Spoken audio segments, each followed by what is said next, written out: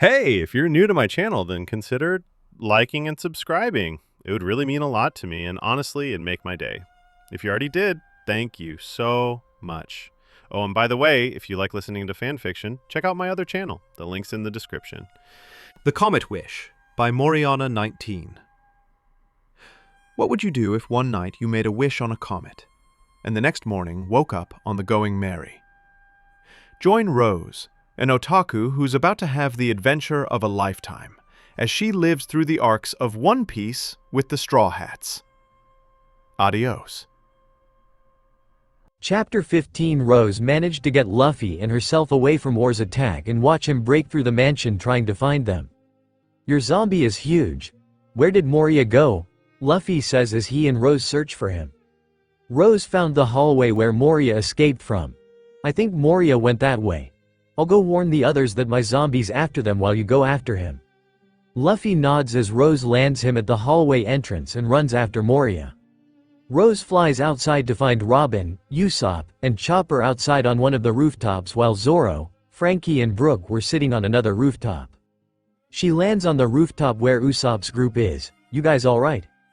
Usopp nods. "We're fine. What the hell's going on with your zombie?" Rose puts her hair up in a ponytail while explaining. "My shadow lost its will to Moria. He's completely under his control now, and what's worse is that Moria ordered him to take us down." "What?" Usopp and Chopper yell in shock as the four of them turn to Oars and see him getting yelled at by Sanji. "Oi, what are you doing? Are you really Rose?" Sanji yells up to Oars, causing him to look down at him. "Do I look like a girl to you, curly brow? My name's Oars." Oars looks at his left arm for Sanji's wanted poster. Rose widens her eyes when she sees Oars look at it in confusion. This is gonna be a disaster. Robin looks at her in confusion, then turns to Oars, who's looking at Sanji's wanted poster, then back to Sanji repeatedly. "This can't be right." Oars looks at Sanji. "Oi blondie, what's your name?" Sanji grits his teeth in rage. "You really aren't Rose. I'm Sanji."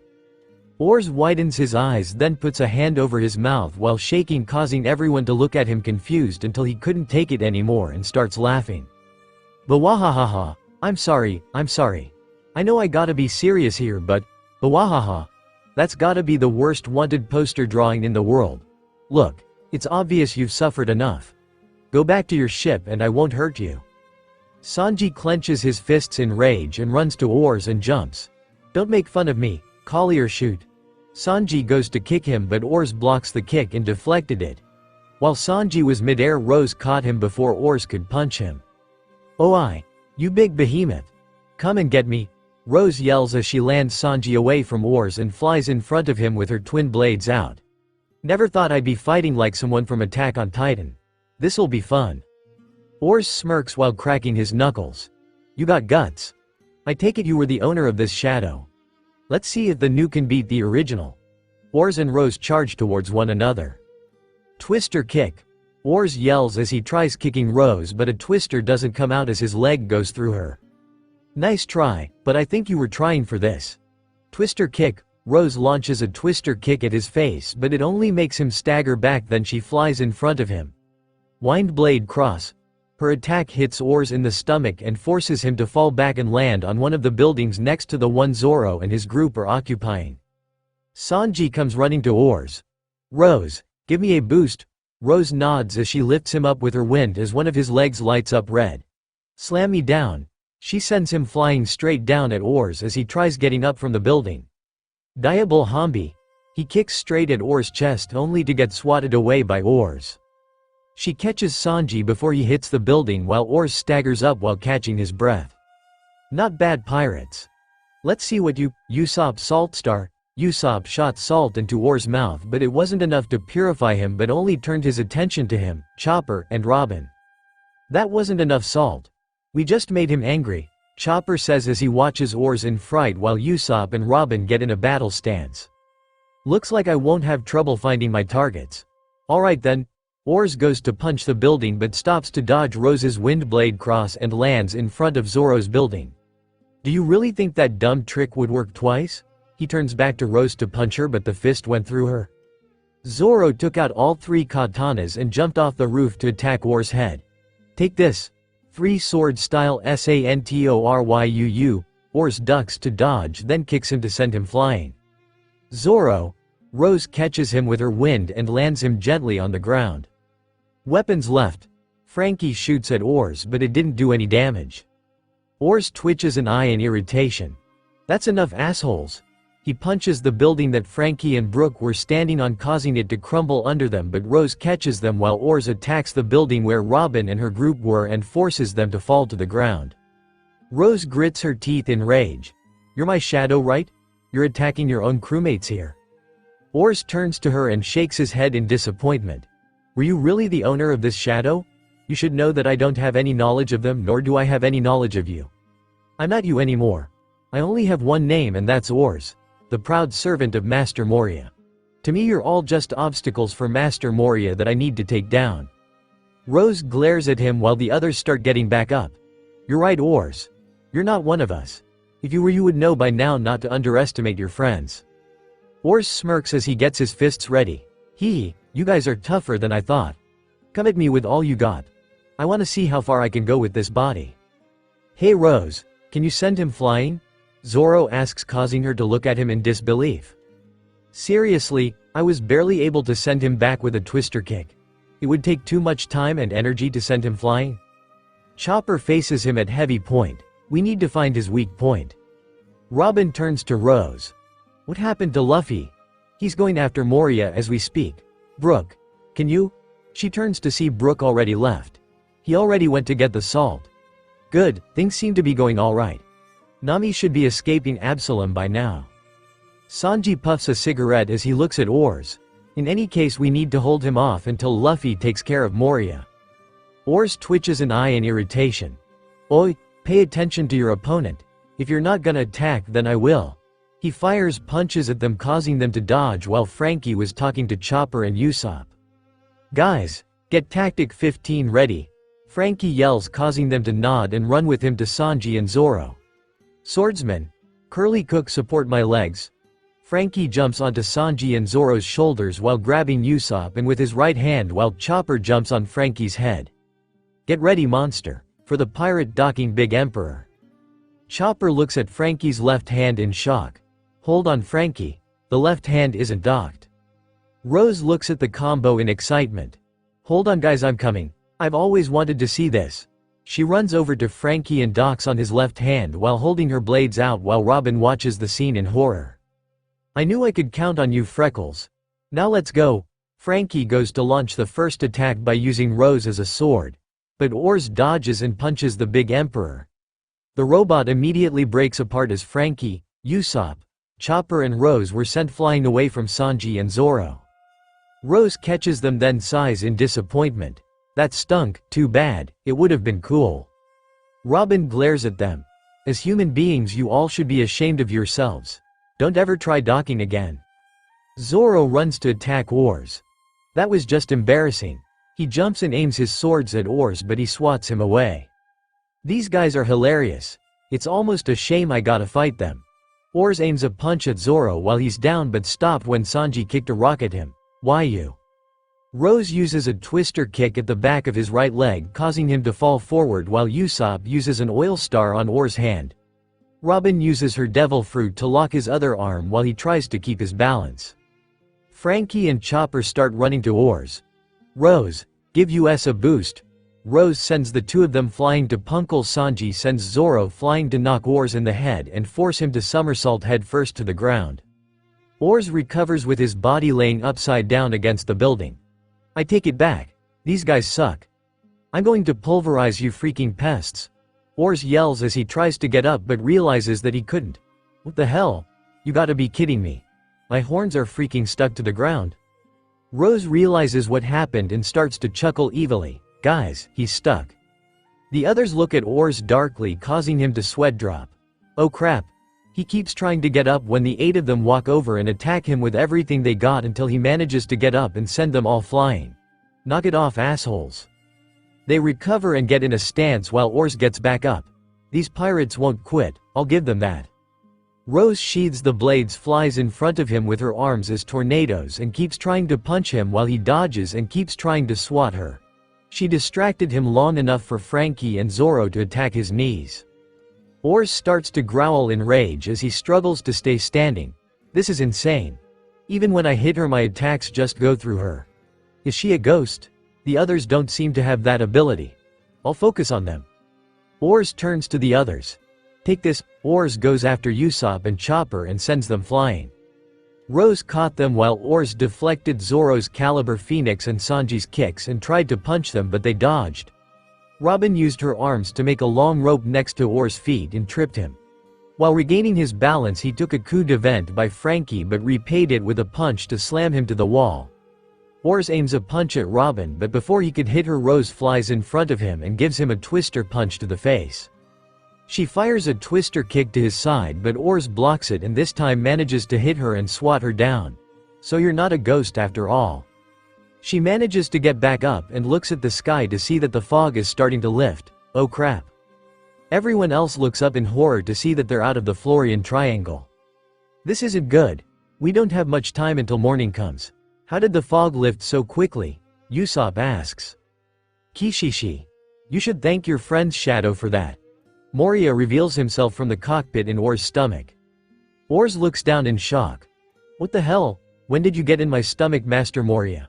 Wait, since when did I have a cockpit in my stomach? That's really cool, I'm like a robot. What the hell? When did he get in there? Chopper asks as he looks at him in shock. I thought Straw Hat was running after him, Frankie says.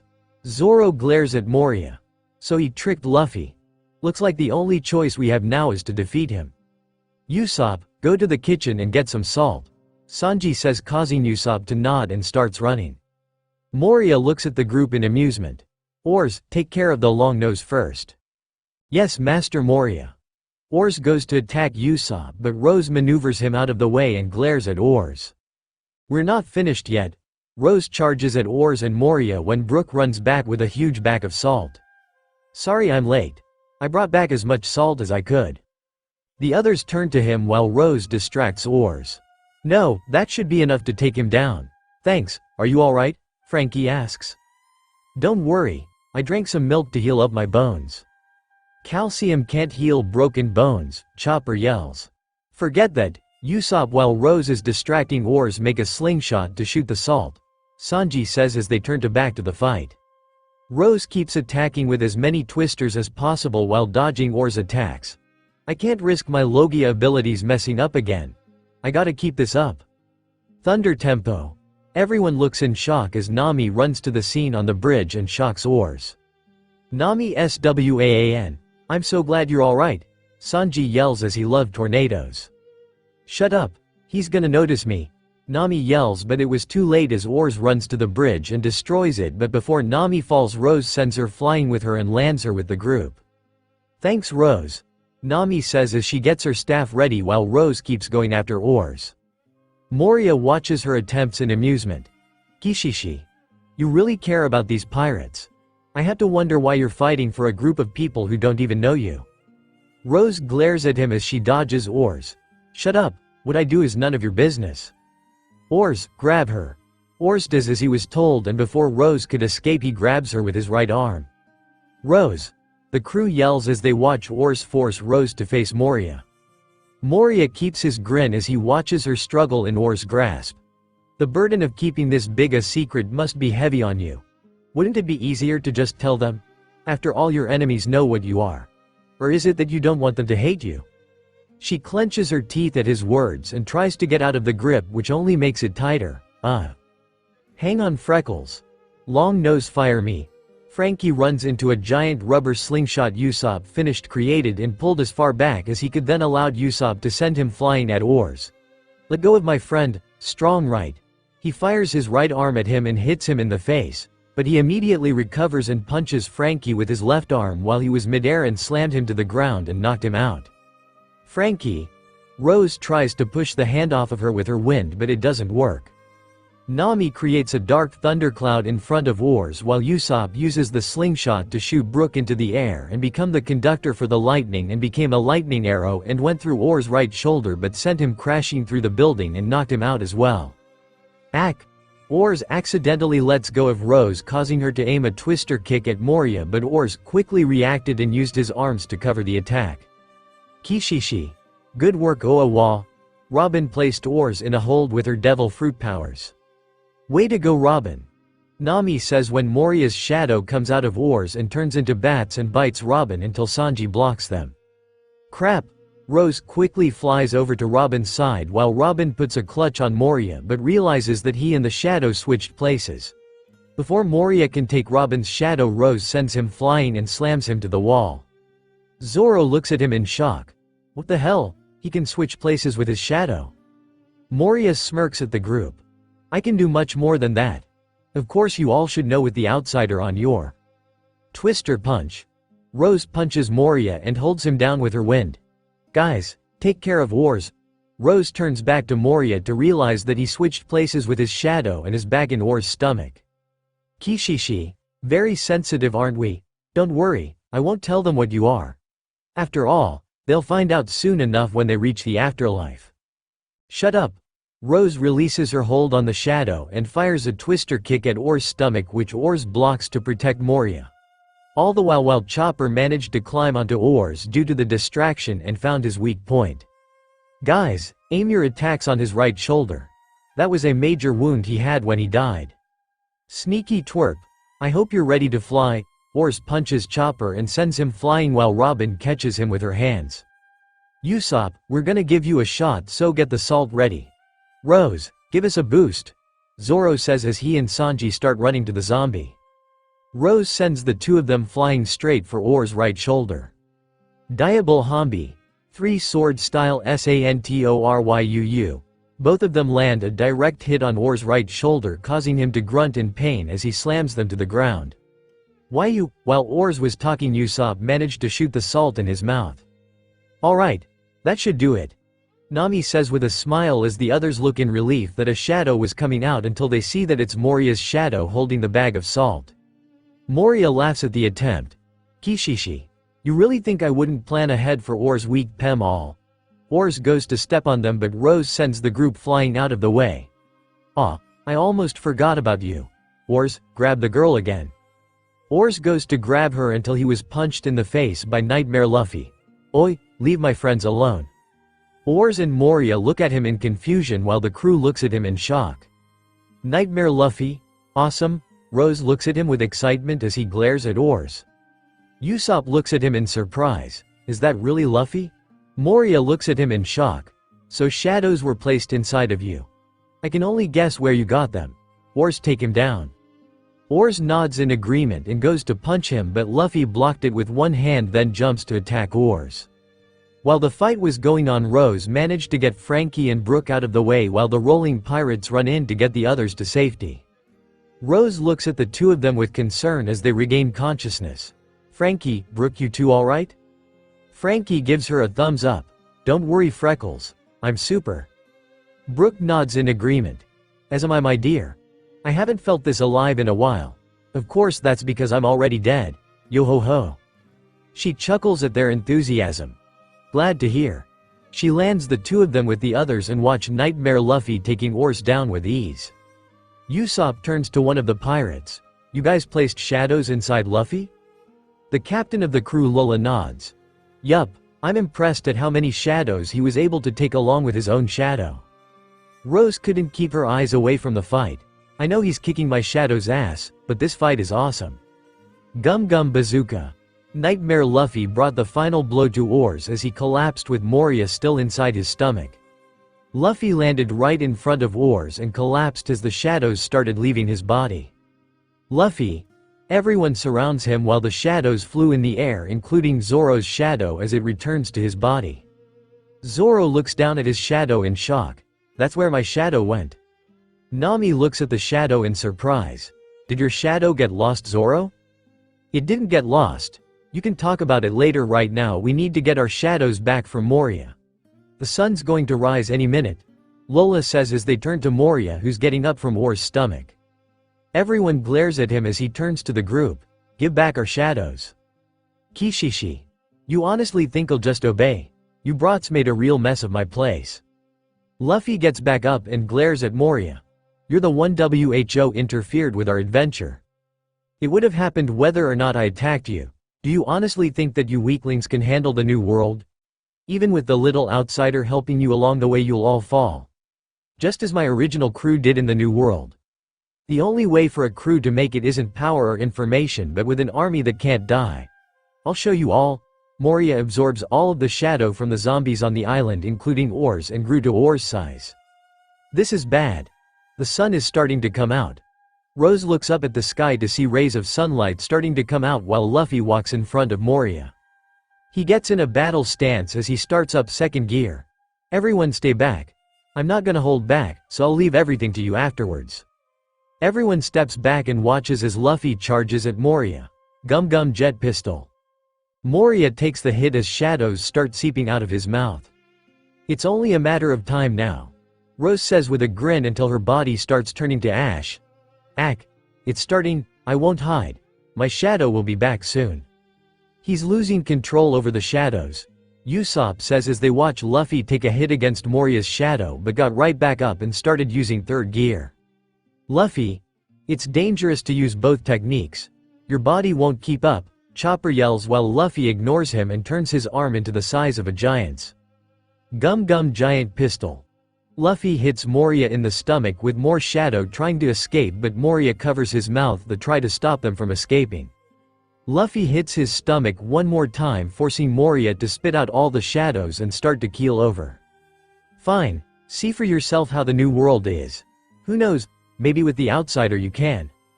Before he could finish, Rose gives him a twister kick to the gut to knock him down and pass out while she's still turning to ash. He really can't shut up. She collapses with half her body turned to ash along with Sanji. Rose, Sanji. The others surround them while they were turning to ash until suddenly both of their shadows returned and their bodies returned back to normal. Sanji sighs in relief as he starts to love Tornado. That was close, but if I died along with Rose-chan I wouldn't mind. Rose stands back up and looks at her body. That's a relief. So that's what it's like for vampires in the sun, ha ha ha. Quit laughing. Nami yells while the others sigh in relief, then turn to see Luffy collapse and pass out from the fight. How is he, Doctor? Robin asks as Chopper evaluates Luffy. He overdid it with using both third and second gear. He should be okay though. We need to step up our game. We can't let Luffy overdo this. Usopp says, causing the others to nod until Zoro turns to Rose. Rose, why did Moria place your shadow in ores? Oh no, Rose widens her eyes as they turn to her, then looks at the ground. Well, Moria thought I was a big deal because I was offered a spot in the Shichibukai. Everyone but Nami, Usopp and Chopper widened their eyes at what she said. Whoa, seriously? Frankie says. Yay, but don't worry, I turned them down. That wasn't the only reason Moria did it, right? Robin asks, causing them all to look at Rose expecting an answer. This is bad. Rose starts trembling with worry until they hear a Den Den Mushi on the roof. You gotta be kidding. Not this guy too. Rose looks up in frustration to find Kuma talking to Sengoku through the Den Den Mushi. The Den Den Mushi frowns at hearing that Moria was defeated. We can't have the public knowing that another Shichibukai was defeated by Straw Hat. All the witnesses are to be annihilated. Kuma nods. Understood. What the who's that? Did he say annihilate? Brook asks. Guys, this isn't good. That's Kuma, another one of the Shichibukai, Nami says. Zoro, Frankie, Sanji and Usopp widen their eyes at what she said as they remember what Oars said. Watch out for Moria and Kuma. Those two are trouble. They turn to Rose, who's glaring at Kuma while the wind picks up around her as he jumps off the roof and lands in front of the group. The rolling pirates look at him with broken expressions. It's not right. We just got our shadows back. We were just freed from this curse and now they want us dead. We won't let you kill us or the Straw Hats. They charge at Kuma with swords out to attack, but Kuma goes through them at ease with his devil fruit power. Frankie and Sanji charged to attack him, but he deflected their attacks with his hands and slammed them to the wall. Guys, everyone watches them stagger back up as Kuma faced them. Which of the crew should I finish off first? How about you, Katone Rose? Rose clenches her teeth in rage as she steps up with the wind around her getting stronger. Fine by me. I've had enough of this crap, guys, don't interfere. This part of the manga always pissed me off. Everyone was just freed from Moria's curse. They didn't need Kuma coming and almost killing Zoro with Luffy's pain. It's enough bullshit already. The wind surrounds her and starts forming a body around her. What's going on? My wind never did this before. I don't care as long as I can kick his ass. You want a piece of me, Kuma? Bring it on. Rose started floating as the winds covered her limbs like a suit of armor and gave her a body the same size as Kuma. What's happening to her? Brook asks as he and the others watch the fight in shock. We don't know. This never happened before, Usopp says as they watch her go to punch him, but he uses his devil fruit to defect them with ease as the tornadoes make alls. She clenches her teeth in rage as she keeps going and forcing as much wind from her body as possible. Kuma attacks her with his paws, but she blocks it with her wind, then kicks him in the head and sends him flying to the wall. He immediately gets back up and blocks her incoming wind punches. He immediately attacks and manages to get his arms through the wind and sends her flying to the rubble, but immediately recovers and faces him. Chopper notices Rose's staggered breathing through the wind barrier but keeps going as she goes toe to toe with Kuma. This is bad. She's wearing herself out. Kuma punches through her wind again and uses his paws to attack her head and knocks her out, causing her to lose her wind armor and fall to the ground. Rose. The others run to him as he prepares another attack. I'm impressed with how far you're willing to go for them, Wind Rider.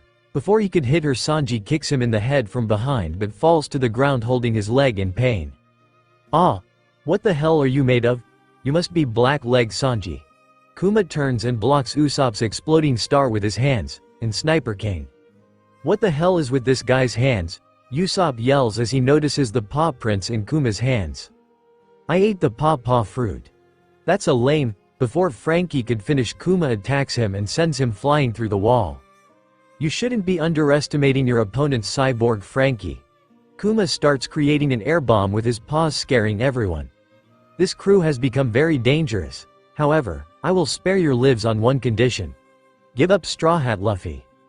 Everyone's eyes widen at the offer.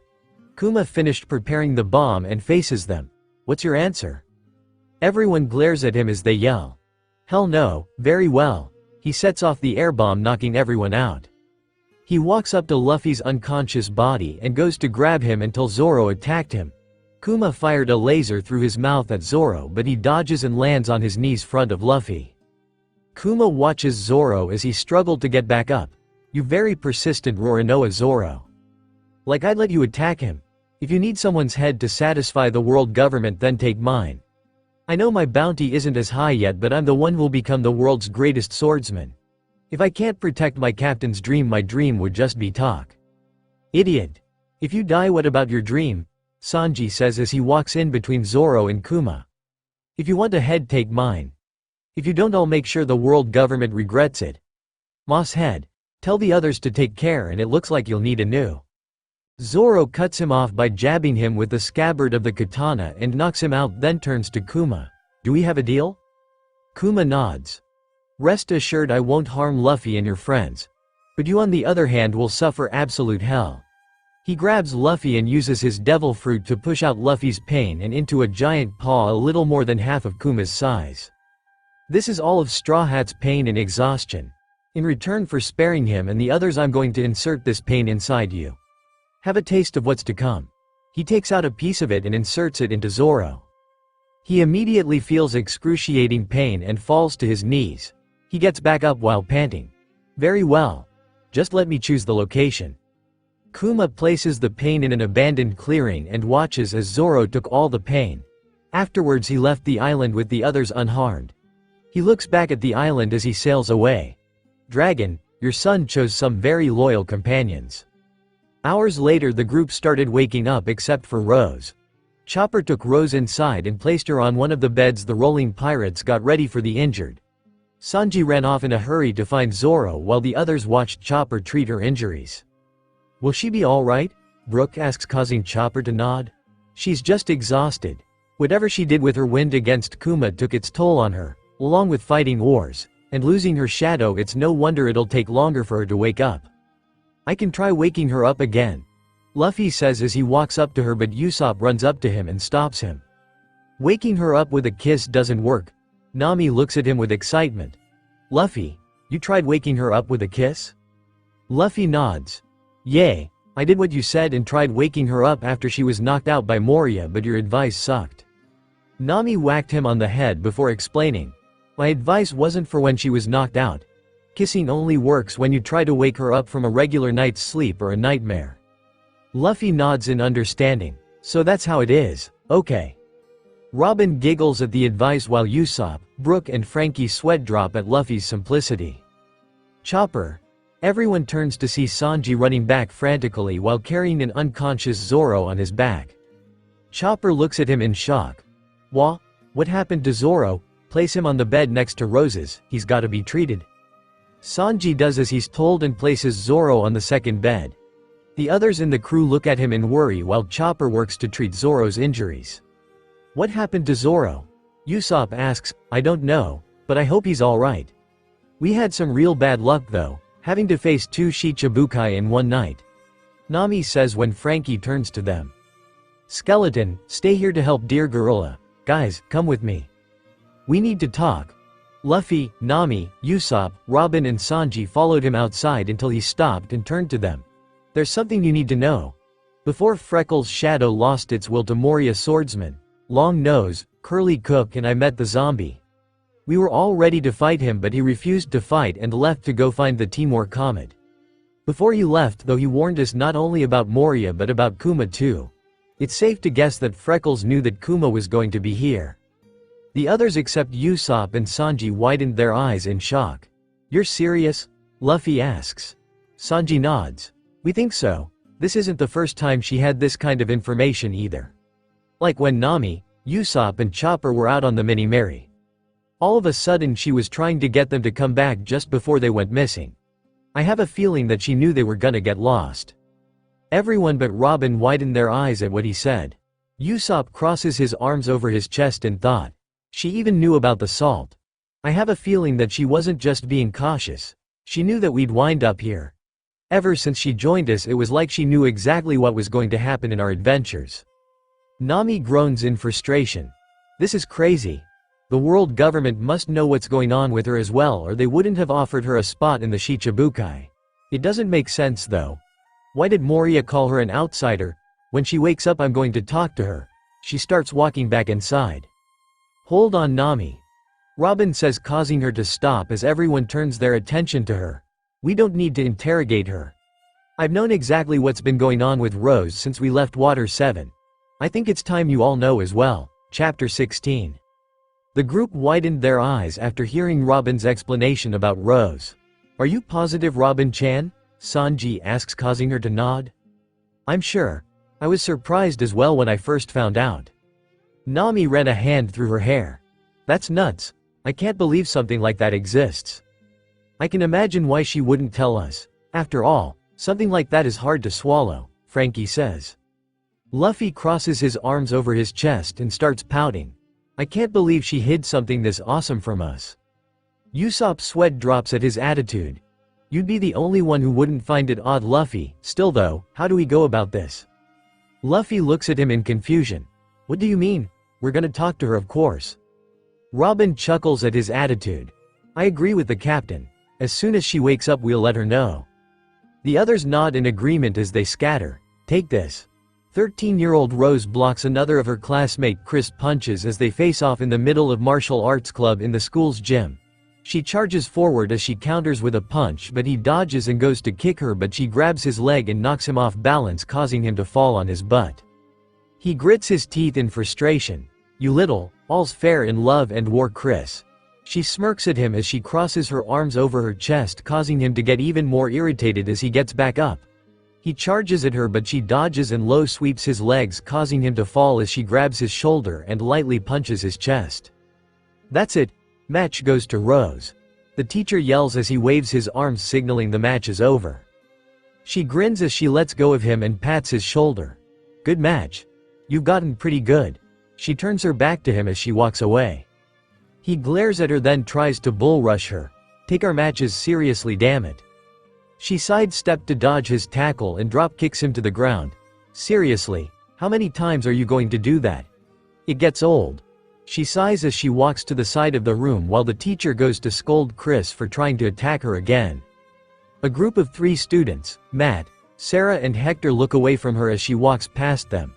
They start whispering to each other while Rose sits down with her back against the wall while grabbing a manga from her bag and starts reading.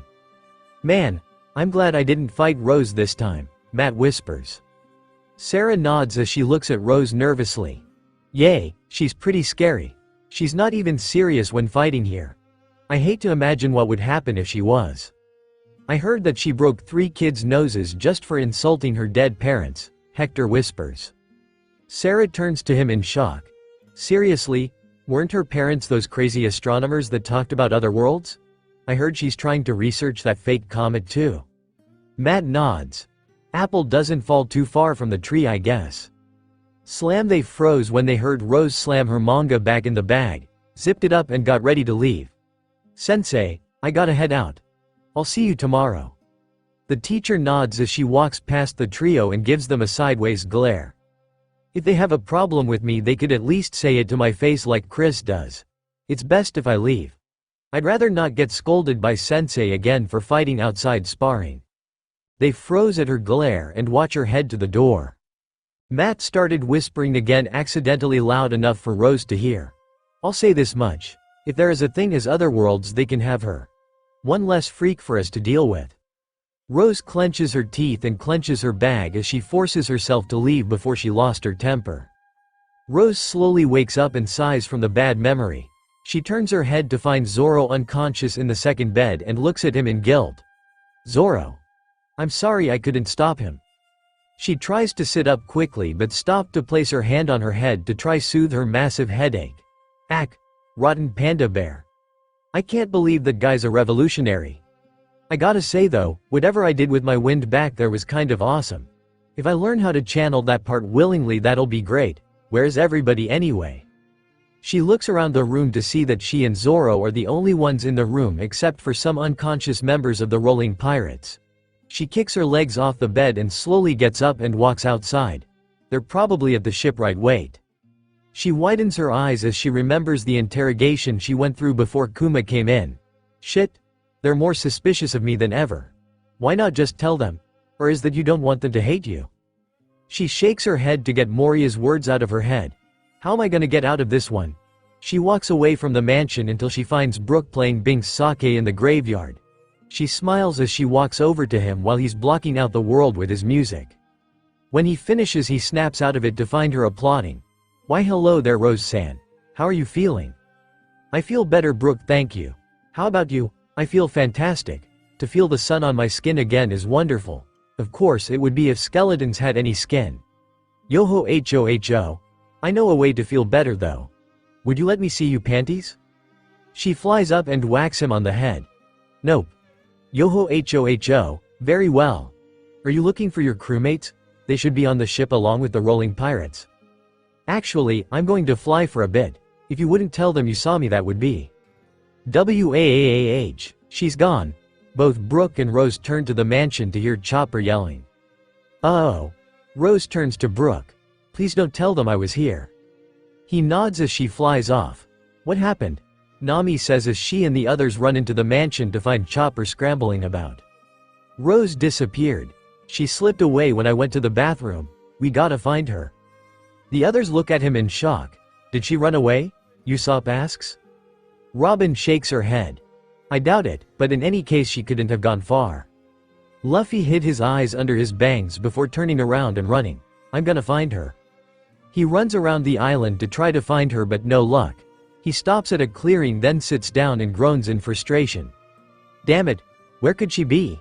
He looks up in frustration and freezes when he sees a cloud that's completely still and is going against the wind currents, then realizes that Rose is hiding in it. He keeps his glare on the cloud as he stands up. "Rose, get out of the cloud right now." "Aw crap, he found me." Rose looks outside nervously and sees him waiting for her to come down. "I still have no clue on what to say. I guess I'll have to play it by ear if the subject comes up." She slowly starts floating back down when suddenly Luffy stretches his arm and grabs her and pulls her into an embrace with her back to him. She lightly blushes at the embrace as she gets herself out. "Don't worry so much, Luffy, I'm okay. Sorry about leaving the bed, I just wanted to fly around to think. How about you? Are you She cuts herself off when she turns to see Luffy looking down while hiding his eyes under his hat. Something's not right. Hey Luffy, you okay? What happened? He remains still as he speaks. Why? She looks at him in confusion. He lifts his head up to glare at her. Why didn't you tell us the reason you were called an outsider? She looks at his glare in shock. Wait a second, what are you saying? You mean you know? Of course I know. I also know why you know so much about what's going to happen. She steps back in shock. What? How does he know? Did Kuma say something? No, he's too quiet. Oars must have said something. Either way, I guess this means it's over. She bites her bottom lip as she looks at the ground while trembling. Luffy, I'm sorry. I can only imagine how shocking it was to hear the truth. I'll do my best to answer any questions you have, and I understand if you don't want me in the crew any. Shut up. Luffy grabs both of her arms and pulls her close towards him in shock as tears appear in the corner of her eyes. Who said anything about you leaving the crew? I won't accept that. Her heart started racing as she faces him with a blush creeping on her face. What? But, aren't you mad? I'm mad that you didn't tell us sooner. I can't believe you kept something as awesome as being a psycho from us. She blinks in surprise, then rubs the threatening tears off of her eyes. How can he be so okay with me being a? She freezes as she processes Luffy's last sentence, then looks at him blankly. Did you just call me a psycho? Sanji runs to the scene and gets Rose out of Luffy's embrace, then kicks him on the head. Robin didn't say she was a psycho moron. She said that she was psychic. She widens her eyes in shock. They think I'm psychic?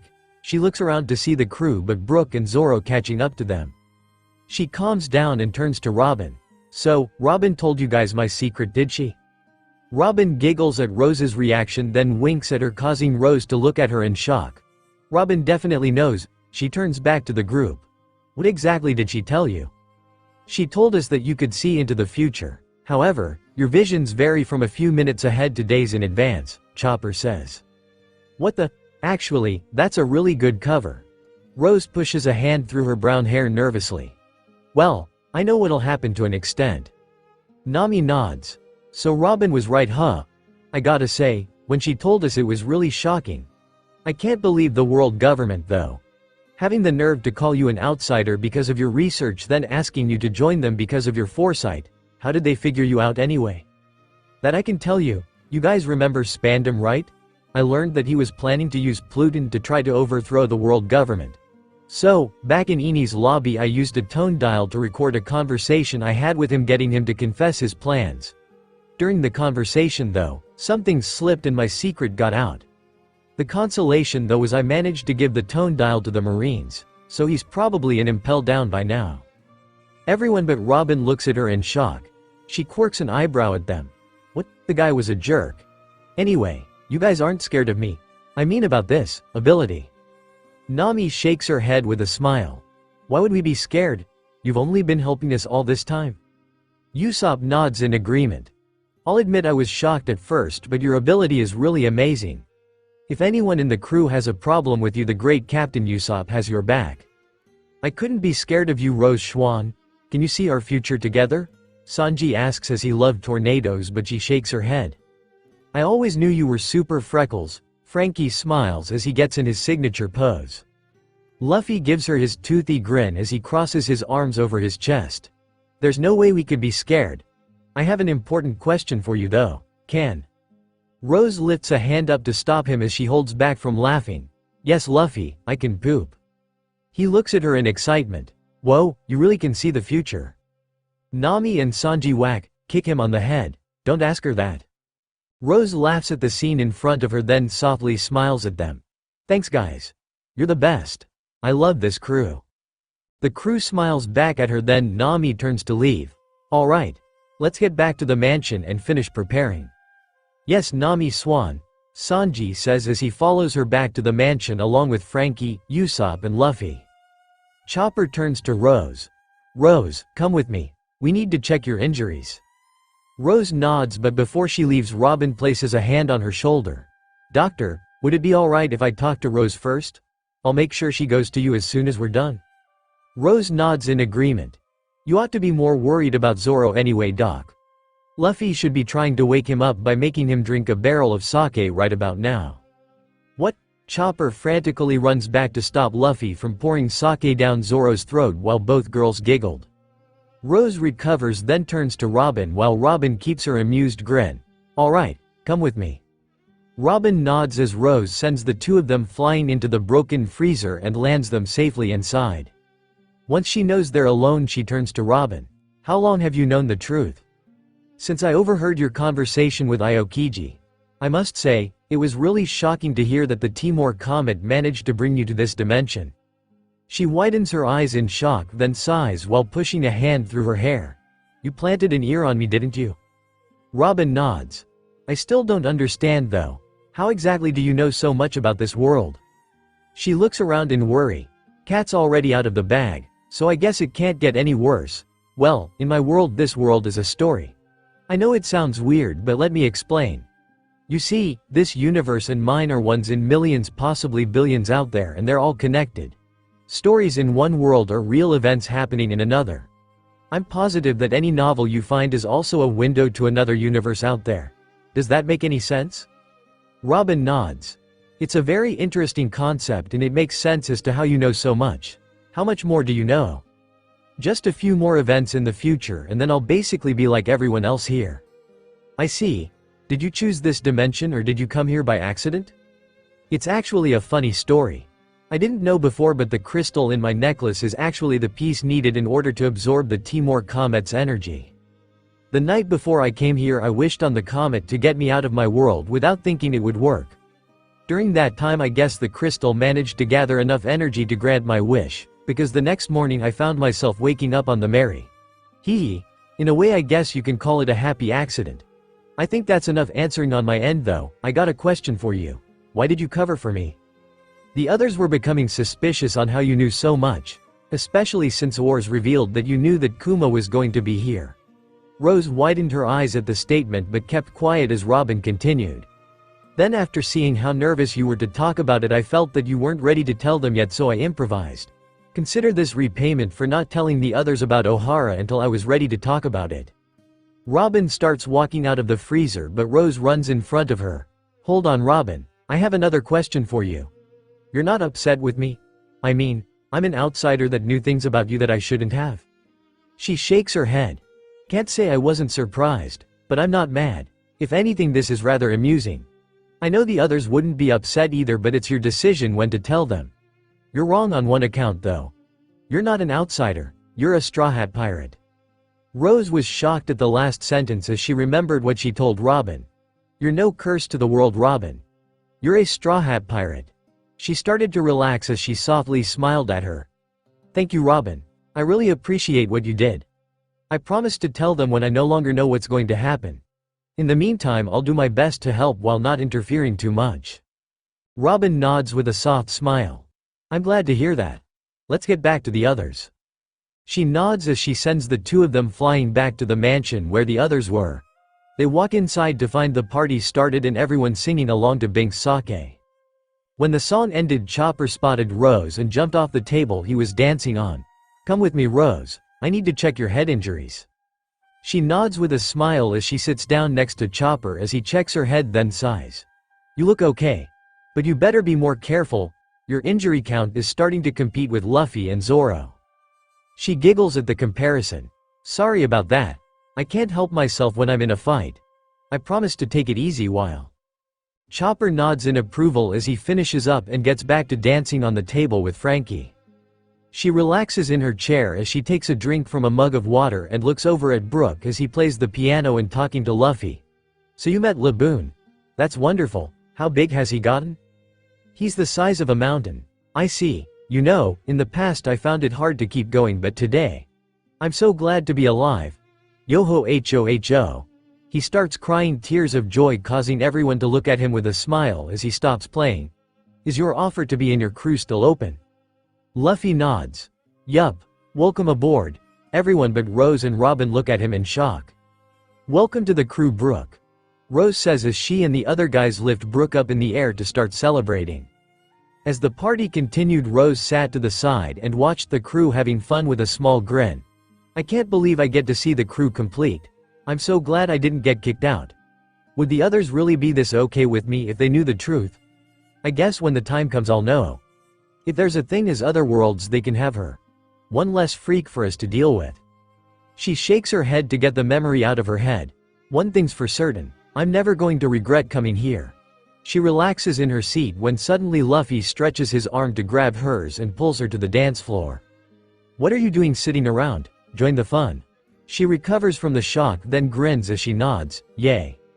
The party went on the entire night as Rose danced the night away with Luffy and the crew. Days have passed and the day where the crew had to depart from Thriller Bark has arrived. Frankie finishes the final preparation of Brook's boat then jumps down and walks to the Rolling Pirates Captain Lola. You guys can take Brook's old ship. I fixed the rudder so it should work properly for you guys. Thank you very much. As thanks, how about you marry me? Lola asks.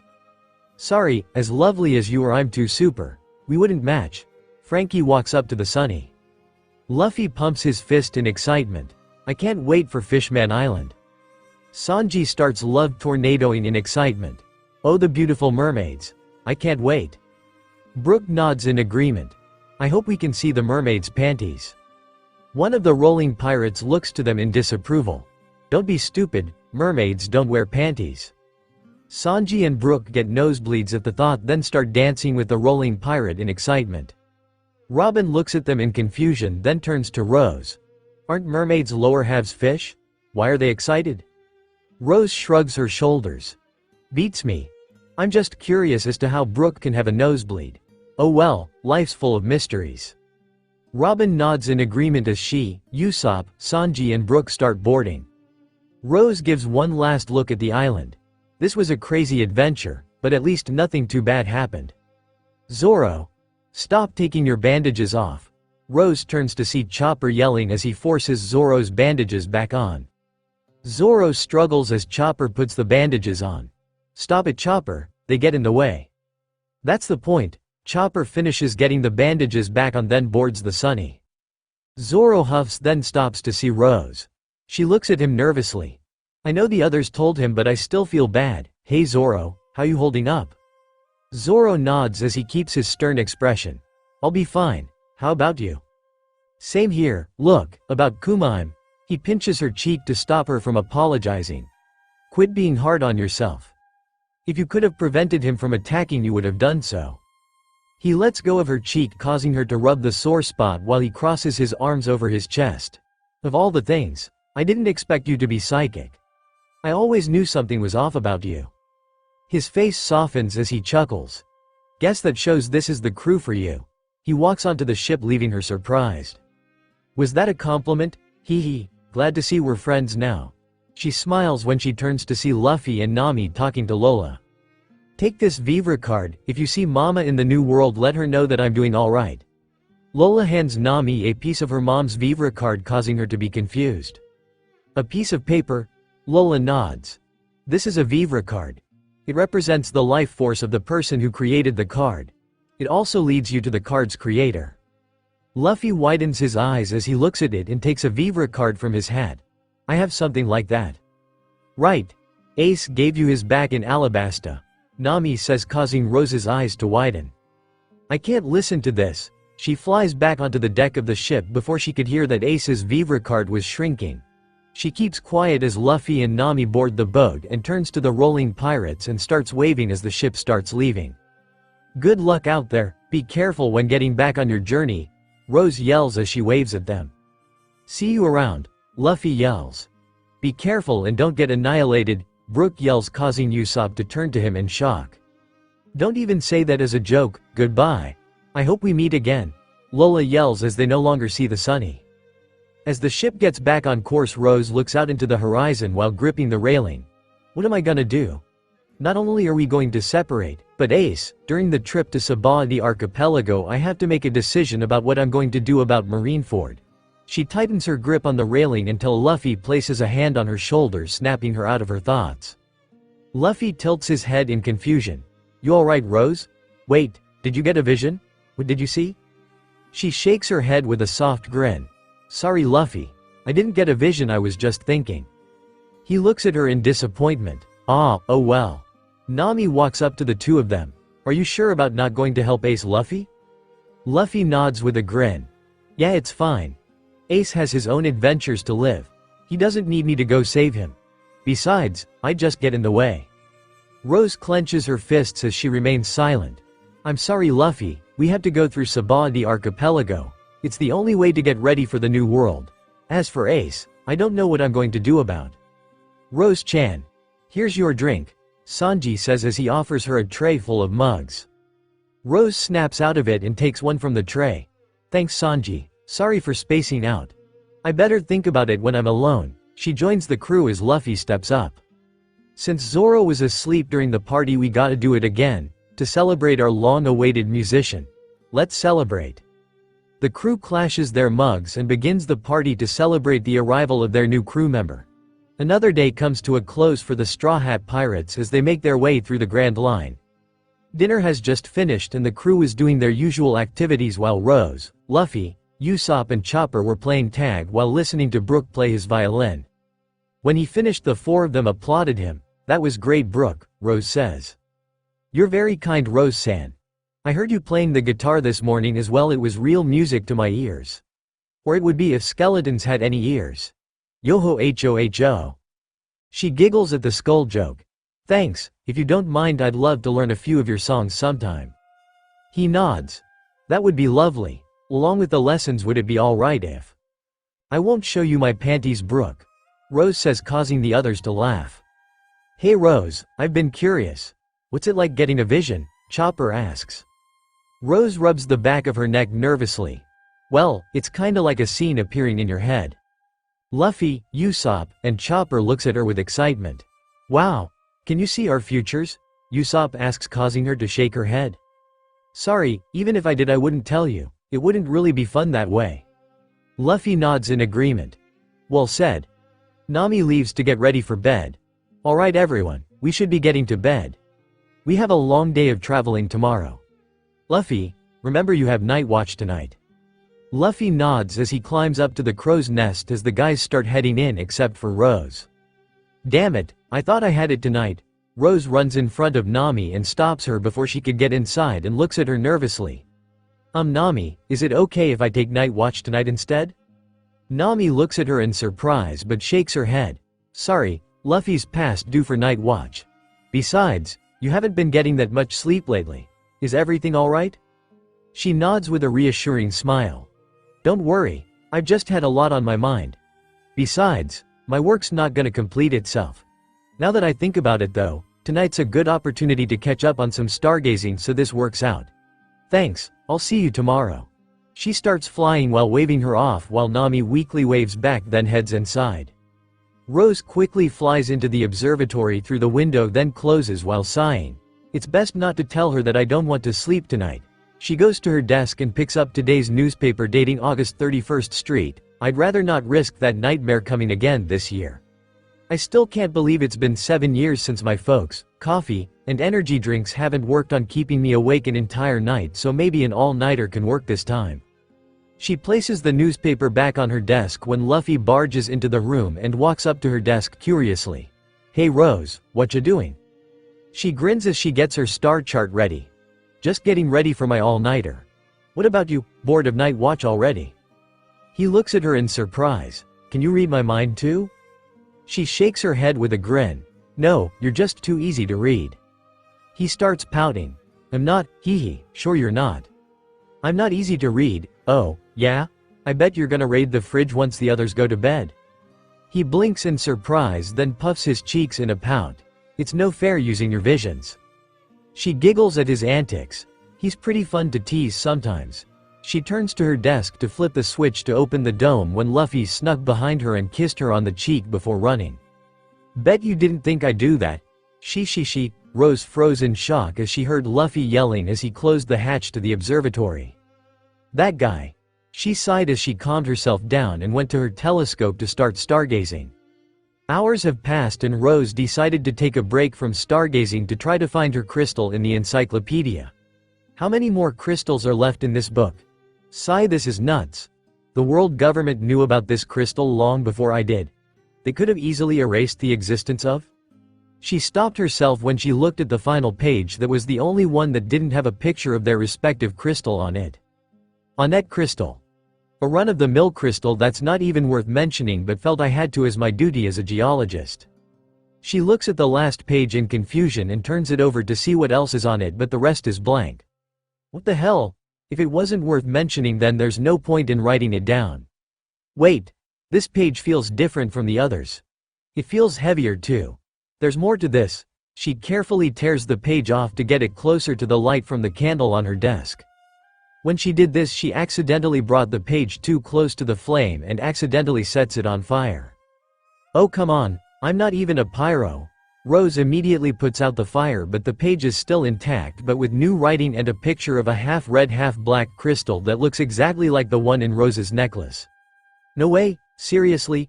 Rose looks at the page in excitement and finds a note at the bottom of the page. Wahaha.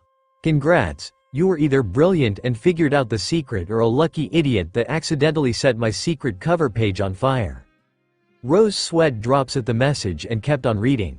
Apologies for the deceit, however it was the only way to get the information about the Onnet crystal out in the world while avoiding the world government dogs. Finding out about this crystal is my greatest achievement. I couldn't stand not being able to share it just because its ability to collect astral energy can be used with Hell's Comet. Since you worked to the last page, that must mean you want to learn about it as well. Who knows, if you're interested in the comet, maybe this could help you. Well, in any case, I leave my work to you. It's your decision on what you do with it. I did this to all my copies so I know someone will use my information. Enjoy, my fellow crystal lover. Aylin D. Flint. Rose couldn't stop smiling as she reads through the page and jots down the information into her journal that holds all of her information about the Timor Comet. Haha. This is incredible. So the crystal is called Onnet, huh? So it really can absorb astral energies? Any information about where these crystals come from? She reads through it and finds out about the location. The only location I found the Onnet crystal in was in the mines on Talon Island, but the world government has it heavily guarded. The mine is a crater on the island that's open to the sky, and it's the only one I could find on the first half of the Grand Line. There's something special about that island's geology that causes the crystals to manifest. I haven't been able to get to the New World, so there's a possibility of other islands possessing the crystal. If you're going to the New World, I'd like you to help me complete my work. Finding out this much I'm grateful for, but I want the full understanding. I leave the task to you. I see, Aylin D. Flint only made it to this half, huh? Still though, this is a great start. Talon Island, huh? Since it's on this half, maybe during the 2 years I can... Her smile starts to fade as she securely places it back in the book, then grabs her star chart and goes back to her telescope for some stargazing. After managing to draw down a few more constellations, she grumbles in frustration, then places the chart on the desk, then starts pacing around the room while staying quiet to avoid Luffy checking up on her. This has been keeping me up for nights. I have to come to a decision about what I'm gonna do about Ace tonight. I already made up my mind about Sabah the archipelago. I have to let it happen. I don't want us to separate, but it's the best way for them to get stronger. Whatever happens, I can't prevent Kizaru and Kuma's attack. She sighs as she rubs the back on her neck, then slumps in her chair while holding onto her necklace with her other hand. Ace is a great person. He treasures the people close to him and would do anything to protect them. I don't want him to die, he doesn't deserve it. But I found what repercussions would happen. So far I've been lucky and didn't cause any major changes, but if I do this, not only that, though Luffy grows from the experience and agrees with Rayleigh to learn how to use hockey because of... She scrambles her hair in frustration. What the hell am I thinking? This is someone's life here. It's ridiculous that someone you love has to die in order to get stronger. She sighs as she rubs her head in frustration, then accidentally starts yawning. She shakes her head to try to keep awake, but the exhaustion from staying up these past few nights started catching up to her. Damn it, no, any night but tonight. Rose tries to get up, but her legs give out as she falls asleep on the desk. A.N. Warning has mild gore and sadness.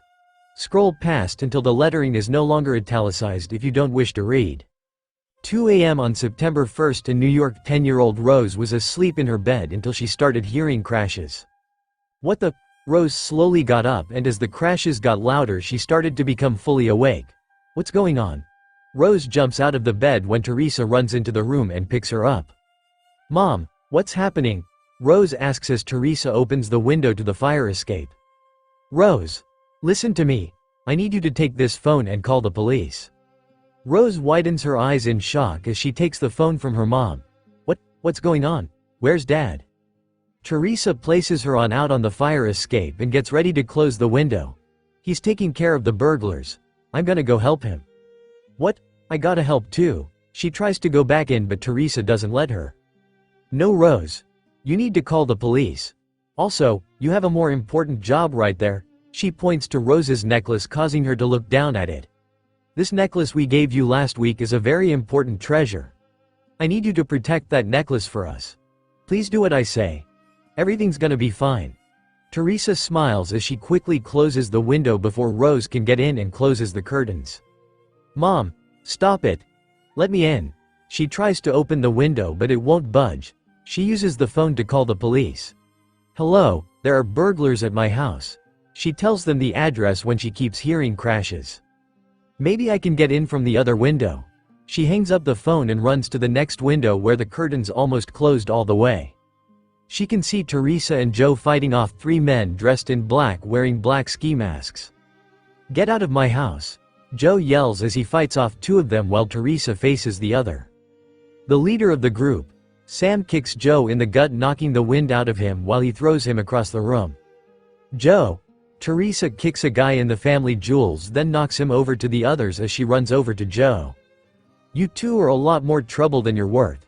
If you two would just stay asleep while we grabbed your stuff, then none of this would be happening. Sam says as the men recover and surround them. Rose stares at the scene while her body's shaking in fear and her throat tightens. She tries to scream but nothing would come out. Why won't my voice come out? Rose moves her trembling arms as she tries to open the window and tries to scream but nothing comes out. Mom, Dad, get out of there. Where are the cops? She runs to the side of the fire escape facing the street to see if the cops have arrived, but they haven't shown up yet. She runs back to the window but freezes when she hears gunshots fired. Mom, Dad. She runs to the window to find the burglars watching her parents collapse after being shot in the chest. What pains. I was hoping there wouldn't be any bloodshed this time.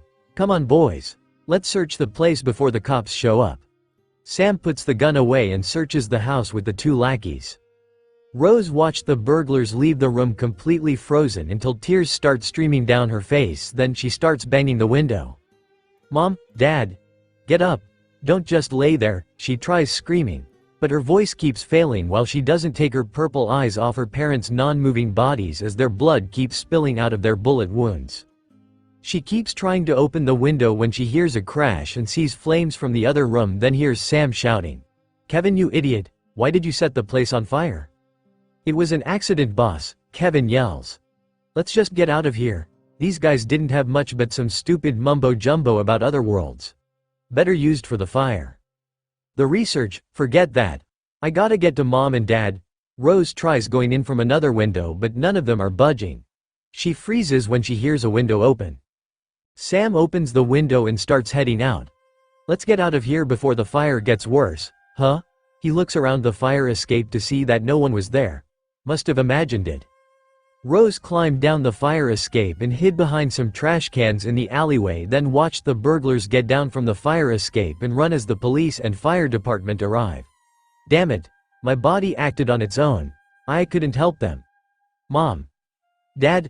She held onto her necklace and couldn't stop crying as some of the cops found her and brought her to safety while the fire department took care of the fire and her dead parents. Luffy climbs back up to the crow's nest near the brink of dawn after stealing food from the kitchen. He looks out at the horizon for a second, then sighs. I'm bored. He turns to the hatch of the observatory. Rose stayed up there all night. I wonder if she fell asleep while working. He walks up to the hatch of the observatory, but once he puts his head in the room he was met with a book to his face. Ow! What did you? He cuts himself off as he jumps into the room to dodge another flying book. He looks to see Rose asleep on her desk with a wind barrier surrounding her and sending the books around her flying. Rose, hey. Wake up. He dodges the flying objects as they flew around the room as he gets closer to the wind barrier. When he makes it up to the barrier he sees her trembling in her sleep. Rose, can you hear me? Snap out of it. She doesn't respond, causing Luffy to force himself through the barrier. Mom, Dad, get out of there. Please get up. Luffy widens his eyes in shock as he hears Rose talk in her sleep with tears starting to stream down her face. "Rose, hey. Come on, wake up." He grabs her shoulders gently and tries to wake her up, but it doesn't work. Kissing works to wake her up in a regular night's sleep or a nightmare. Luffy follows Nami's advice as he embraces her and kisses her on the lips to wake her up. The wind barrier disappeared as she woke up in a jolt and accidentally turned her whole body into wind in order to get out of his embrace. She grabs onto the bookshelf for support as she pants for air and keeps her back to him while trying to get rid of the blush. "Luffy, we really gotta talk about this whole what the hell happened in here." She looked around the room in shock to see all of the books scattered everywhere and the telescope knocked to the ground. Luffy walks up to her. "You don't remember? You set up a wind barrier around you in your sleep and sent your stuff everywhere." She turned to him in shock. "I did what? I didn't send you flying, did I?" He shook his head. "No, but you sent a book flying at me." "Sorry about that. I better get this cleaned up." She starts turning to pick the stuff up, but Luffy walks in front of her. "Hold on, are you okay? You sounded like you had a really bad nightmare." She nods with a weak grin. "Yay, I'm fine. I'm used to that nightmare." He tilts his head in confusion. "What do you mean?" "Well, that nightmare happens every year." "What? Why does that happen?" She looks to the side to avoid his gaze. "That's not important. Thanks for waking me up." "Anytime, but are you really okay?" "You're?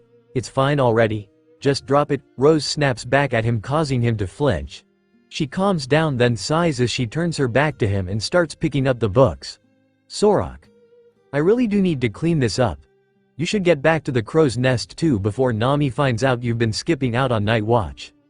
Luffy hesitates before walking back to the hatch. While Rose was cleaning up, he gives one last look at her before closing the door. Once she heard the door close, she fell to her knees and grabs her necklace while trembling. "I swear that nightmare gets stronger every year. I can't believe I forgot to account for my devil fruit." Damn it, now Luffy's worried. At least one good thing came from this year's nightmare. "I've decided what I'm going to do for Marineford. I'm going to save him. I don't care what repercussions happen, I'll take responsibility for it. Ace doesn't deserve to die, and his family doesn't deserve the pain of losing him after going so far to try to save him. I'll talk to Luffy after the war and convince him to train with Rayleigh." She nods to herself as she takes a deep breath, then gets up and cleans everything up. The crew starts getting into the dining hall for breakfast except Rose. Sanji looks around and stops handing out breakfast when he finds her missing. "Where's Rose-chan?" Rose rushes in the room in the hurry with a smile. "Morning guys, sorry I'm late. Had some things to take care of." She sits down with a weak smile on her face as the others start eating. The crew ate normally while guarding their food from their thieving captain. Rose keeps her weak grin while keeping her focus on her food as she quietly eats. Luffy keeps stealing glances at Rose as he tries to take the others' food but never touches hers. She's not herself. That nightmare really messed her up. Why do I feel bad all of a sudden? The crew finished eating and everyone but Sanji started leaving the kitchen. "If I'm going to Marineford, I'd better work on my logia abilities." Rose starts flying when the others called out to her. "Hey Rose, where are you going?" Usopp says. "I'm gonna go practice my devil fruit abilities. It's too dangerous to practice on the ship, so I'm gonna practice above the clouds." "Don't overdo it," Chopper says, causing her to nod with small grin. "I won't. I'll see you guys in a bit." She waves them off as she flies up in the air, not noticing Luffy's eyes following her until she's out of his sights. "Something wrong, Captain?" He turns to see Robin looking at him with an unchanging grin. "Hey Robin, I want to ask you something. Does Rose ever use her wind in her sleep?" Robin quirks an eyebrow at this. "Well, she does create a breeze once in a while, but nothing crazy. Lately, however, she hasn't been sleeping a lot. In the middle of the night she would sneak off into the observatory." "Why do you ask?"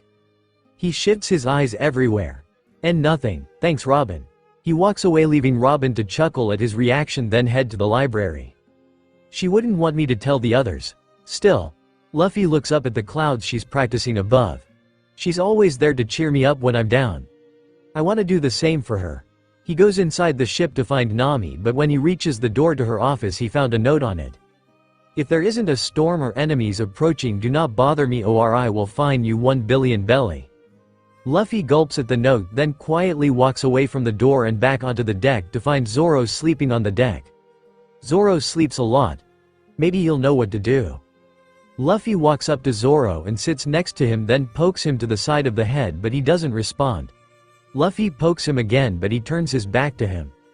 Just ignore him. He'll get bored eventually. Zoro tries his best to stay asleep, but Luffy's constant poking causes him to twitch an eye in irritation, then turns to him in irritation. Alright, what is it? What do you do to cheer yourself up? Luffy says blankly. Zoro looks at him in confusion. What the hell are you going on about? If you have a bad dream from your naps, how do you make yourself feel better? I drink some sake. Now can I go back to sleep? Luffy nods with a toothy grin as he makes his way to the kitchen. Thanks, Zoro. Did he have a nightmare? Looks fine to me. Oh well. Zoro shrugs his shoulders, then falls back asleep. Luffy looks into the kitchen to find Sanji working on lunch. How am I gonna get past Sanji? He turns to see Usopp and Chopper walking up to him. What are you doing, Luffy? Sanji won't be happy if you try to steal food again, Usopp says. Luffy shakes his head. I'm not planning to steal food. Both of them look at him in shock, then Chopper goes to heavy point to feel his forehead. You don't have a fever. Are you feeling alright? Luffy pushes Chopper's hand away. I'm fine, yeesh. I just need to get some sake from the kitchen. Usopp looks at him in confusion. Now I know something's wrong with you. What do you need sake for? Luffy averts their gaze. It's a secret, can you guys help? Both of them look at him blankly. No way. Come on, I'd help you guys out, Luffy whines. We're not helping unless you tell us what you need it for, Usopp says as he crosses his arms over his chest. Chopper nods in agreement as he goes back to Brainpoint and copies Usopp's motions. If we're risking our lives, we should know. Luffy huffs in frustration. Fine, I need it for Rose. Chopper looks at him in confusion while Usopp snickers, then pats him on the back. Oh ho ho. So it's for Rose, huh? Glad to see you're finally making a move, but wouldn't you want something like wine instead? He looks at him in confusion. What move? Why would I need wine? It needs to be sake. Usopp sighs in exasperation. You really are clueless. Are you sure you want to do this? Then again, Rose isn't like most girls, so maybe sake could work. In any case, I'll help get Sanji out of the kitchen. You two just stay out of the doorway. Both guys nod as they steer clear of the doorway. Usopp walks into the kitchen casually while whistling. 10 seconds later, Sanji slams the door open angrily. Where are you, moss head? How dare you call me a curly-browed beanpole in a monkey suit in front of the girls?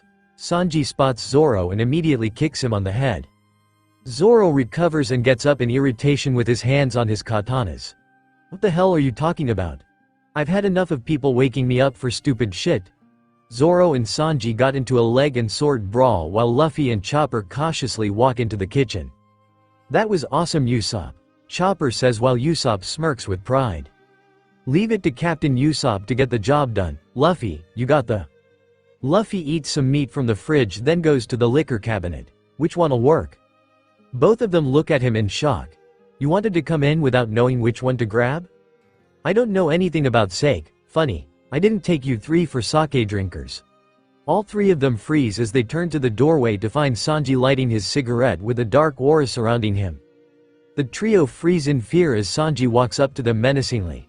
Before I send you three flying, I'm curious. What do you want sake for? Chopper huddles with Usopp. Luffy wanted to give it to Rose. Sanji froze, then twitches an eyebrow in irritation as he starts flaming up and growling. You're going to give a beautiful maiden like Rose something like sake as a gift? He grabs a nearby frying pan, then mercilessly whacks three of them on the head, then sends them flying out of the kitchen with a kick. You don't give a girl sake, moron. You give them something sweet. He slams the door shut while the three of them get up and massage their aching heads. Well, that didn't work. Sanji did have a point though. Luffy. Rose likes sweet things, Usopp says while Chopper nods. Luffy looks at them in confusion. But what about sweet sake? Chopper looks at him in excitement. There's sweet sake? Usopp nods, then strokes his chin in thought. That might work, but we don't have any. Sake. Get your sake here. All three of them turn to the side of the boat to see a skinny dark-haired man in his 30s with huge glasses on sake. Whoa, talk about your luck. Where's Zoro? He'd love this. Usopp looks around to see that it's just the three of them on the deck as Luffy grabs the salesman and pulls him on board with his merchandise. The man bows to the three of them. How do you do? My name's Taro. I'm a traveling sake salesman. Luffy nods. I'm Luffy. Do you have any sweet sake? Taro eagerly nods as he looks through his merchandise with excitement. Ha ha ha. Finally someone that appreciates sweet sake. He grabs a pink sake bottle, holds it up close to his glasses to make sure it's the right one, then turns to the trio. I have just the sake for you. This Kijashu sake is the best that they come and has amazing sweetness. I guarantee not only will you feel great but you'll feel like a new person. The three of them look at him with excitement. I'll take it. How much? Luffy says. For an appreciator of sweetness, I'll cut my usual price to 3,000 belly. Usopp looks at him in shock. Wow, that's a good price. Taro smiles then looks downcast. I rarely have anyone want sweet sake, so it's depressing. Sweet sake is more potent than wine and gives a real taste, but it's underappreciated. I can't tell how many people only want the regular stuff. Luffy nods with a grin. Don't worry. Your sake will be put to good use, thanks for your help. He hands him the money and takes the bottle, then helps Taro back onto his boat along with the merchandise. I hope we meet again, fellow travelers, he yells as he waves them off and sails out of their sights. Once he's safely away from the sunny, Taro grabs a bottle of sweet sake to drink. Those were some nice kids. I hope they enjoy it. Can't hurt to enjoy myself with a bottle. Taro opens the bottle and gets ready to drink it but stops himself when he smells it and realizes that's the real Kijashu sake. Oh crap, I mislabeled the products again. I really need new glasses. Wait, if this is here then what did I give? He cuts himself off as he realizes which sake he actually gave them and runs a hand through his hair in frustration. I can't believe I gave them that sake. Why didn't I just flush it? He turns the boat around to get back to the sunny. I hope I'm not too late. I can do this. I just did it this morning. Rose works to focus on turning her body into wind but only managed to turn her lower half into wind for a moment. She clenches her teeth in frustration. Damn it. Come on already. Rose launches a twister punch into the air to calm herself down. No point in making myself more irritated. I just gotta remember how it felt. Rose focused to remember what it felt like when she turned her whole body into wind. Suddenly she felt as if she was flowing like the wind as she flew a few feet ahead as a gust of wind. When she stopped she immediately turned her body back to normal. After a few practice rounds of turning her body into wind she nods in satisfaction. Alright, about time I got the hang of it. I've been grabbed way too many times. She sighs in exasperation as she remembers the times she might have escaped with her logia abilities but couldn't. I really stink as a logia user. Still though, I'm a lot better than at the beginning. Hee hee, I've come a long way. I bet mom and dad would've. She cuts herself off then shakes her head to clear it then gets back to practicing. Rose, come down. Luffy yells causing Rose to look down in confusion. I wonder what's up. I hope he's not still worried. Rose lands back onto the deck to see Luffy grinning at her while hiding the bottle behind his back. Come on Chopper, let's go inside. Usopp says as he leads Chopper inside. Chopper looks at him in confusion. Huh? Why can't we watch? I'll tell you when you're older. Usopp says as he brings him inside. Rose quirks an eyebrow at their behavior then turns to Luffy. Okay, I'll bite. What's up? Luffy takes the bottle from behind his back and hands it to her. Here, it's sweet sake. It's something to help you with your nightmares. Rose takes the bottle in shock. Luffy, thanks. Hey, how about we share it? Luffy shakes his head as he crosses his arms over his chest. No way, it's yours. Go ahead and drink it. Rose nods with a soft grin as she works to open it. Thanks, I'm sorry again for snapping at you this morning. He shakes his head. Don't be, I shouldn't have pressed. As long as you feel better from this I'm happy. She lightly blushes from his words then manages to open it and takes a swig. She happily sighs while closing it. This is pretty good. He must have been worried all day. Maybe I should tell Throb what. She places a hand on her head as her head starts getting fuzzy and her vision starts to double then her legs start to give as she passes out. Rose, hey. A puff of smoke forms around her just before Luffy catches her. When the smoke faded, Luffy finds a sleeping 12-year-old Rose just a few inches taller than Chopper in his arms, wearing clothes too big for her. Luffy looks at the sleeping child in shock. Chopper, now then Luffy, let me get this straight. You bought a random bottle of sweet sake from a stranger, and when Rose drank it she turned into a kid? And you, Usopp, watched this happening and didn't stop him? Nami asks as she whacks Luffy and Usopp on the head while the others watch Chopper examine the sleeping kid after Robin changed her into Chopper's alabasta clothes. Frankie turns to Luffy. Why did you give her sake anyway? Wait, you mean Rose was the one with the nightmare? Zoro asks, causing the group to turn to him.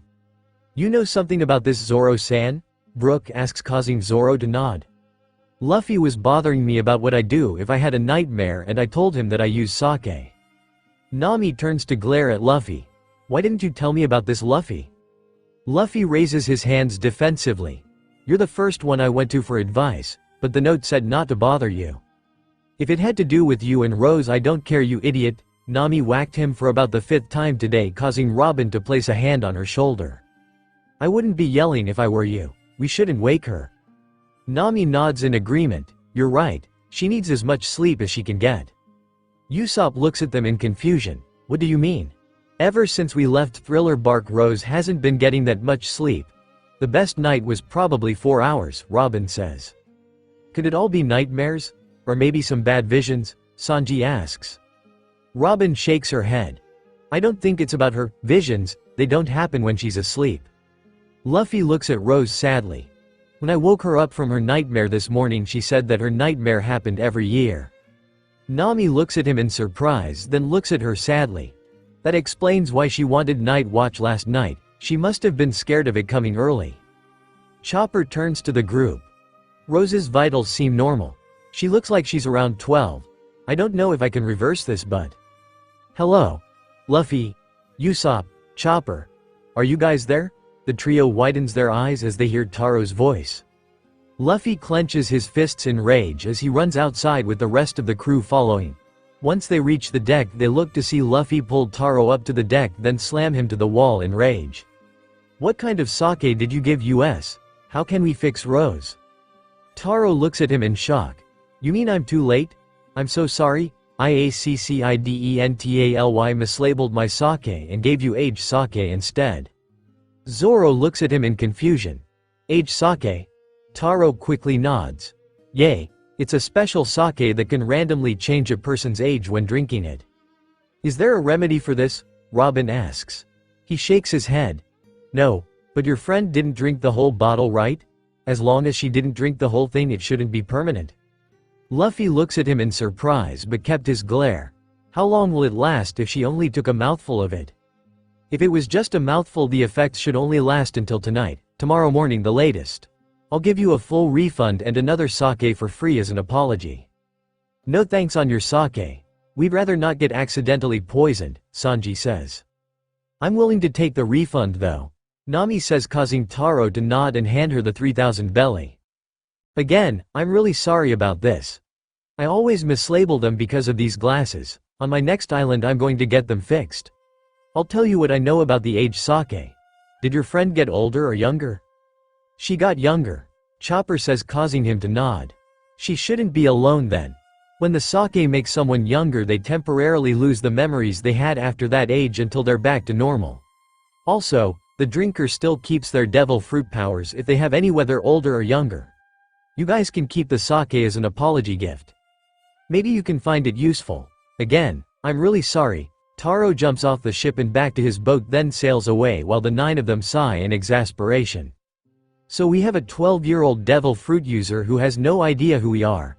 Zoro puts a hand to his face in frustration. I'm gonna make sure she's okay, Luffy says as he heads back to the infirmary. Rose slowly wakes up, then looks around in shock to find herself not in her foster home anymore. What the hell? Where am I? She looks down to find herself in purple shorts, a white loose shirt, and her necklace still intact. I'm glad I didn't lose this. Am I in a hospital? Something's not right. She gets out of the bed when she hears footsteps.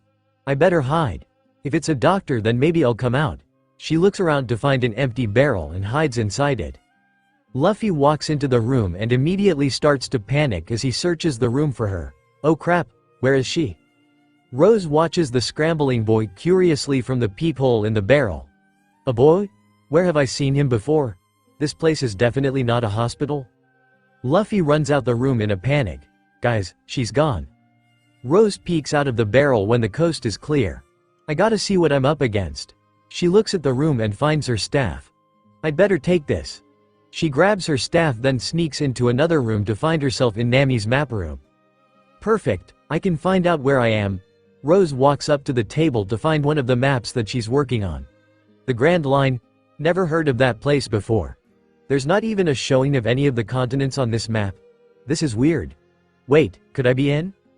Rose hears voices outside the door and hides behind the door as it slams open. I don't understand where she could have gone. Rose, come out if you're hiding. We're not gonna hurt you. Nami says as she searches the room along with Robin while Rose stays hidden behind the open door. Not gonna hurt me. That's what they all say. Weird though, how do they know my name? Rose watches curiously from behind the door as Nami turns to Robin. Robin, can you see if you can find her with your devil fruit powers? Robin nods as she closes her eyes and sprouted eyes aboard the ship including the room. Rose covers her mouth with her free hand to make sure she doesn't scream while widening her eyes in shock as she stays hidden and avoids the eye's surveillance. Holy shit. What the hell am I dealing with? Now I know I'm not in my world anymore. I don't understand. I don't remember seeing the comet. I can figure that out later. I gotta know what kind of universe I'm in and who these guys are. Robin cancels out the eyes and shakes her head in disappointment. Sorry, I couldn't find her. I hope she didn't fall overboard. Nami turns to her. Don't say that. I doubt it anyway. Sanji and Brook are on the deck in case she does make it out there. Let's check the bedrooms.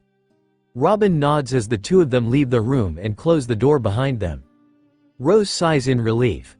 So there are guys waiting for me on the deck. Wait, deck. She looks out the window to check the horizon. Ah crap, I'm stuck on a ship. Well, worst case scenario, if these guys can't be trusted, I can lay low until they reach the next island then sneak out and start a living. I should find a better place to hide though. She nods to herself as she quietly checks the hall for anyone. When the coast is clear, she sneaks in the hallway and stops in front of a door that says, Usopp's workshop. Maybe I can hide in here. Rose quietly looks inside to find the room empty, then walks inside to look around the workshop. Interesting stuff. What's this? She picks up a flash dial and accidentally flashes it in front of her eyes. Crap. She moves back while rubbing her eyes and accidentally hits the table holding rope that smells like garlic. What the? Why does it smell like garlic?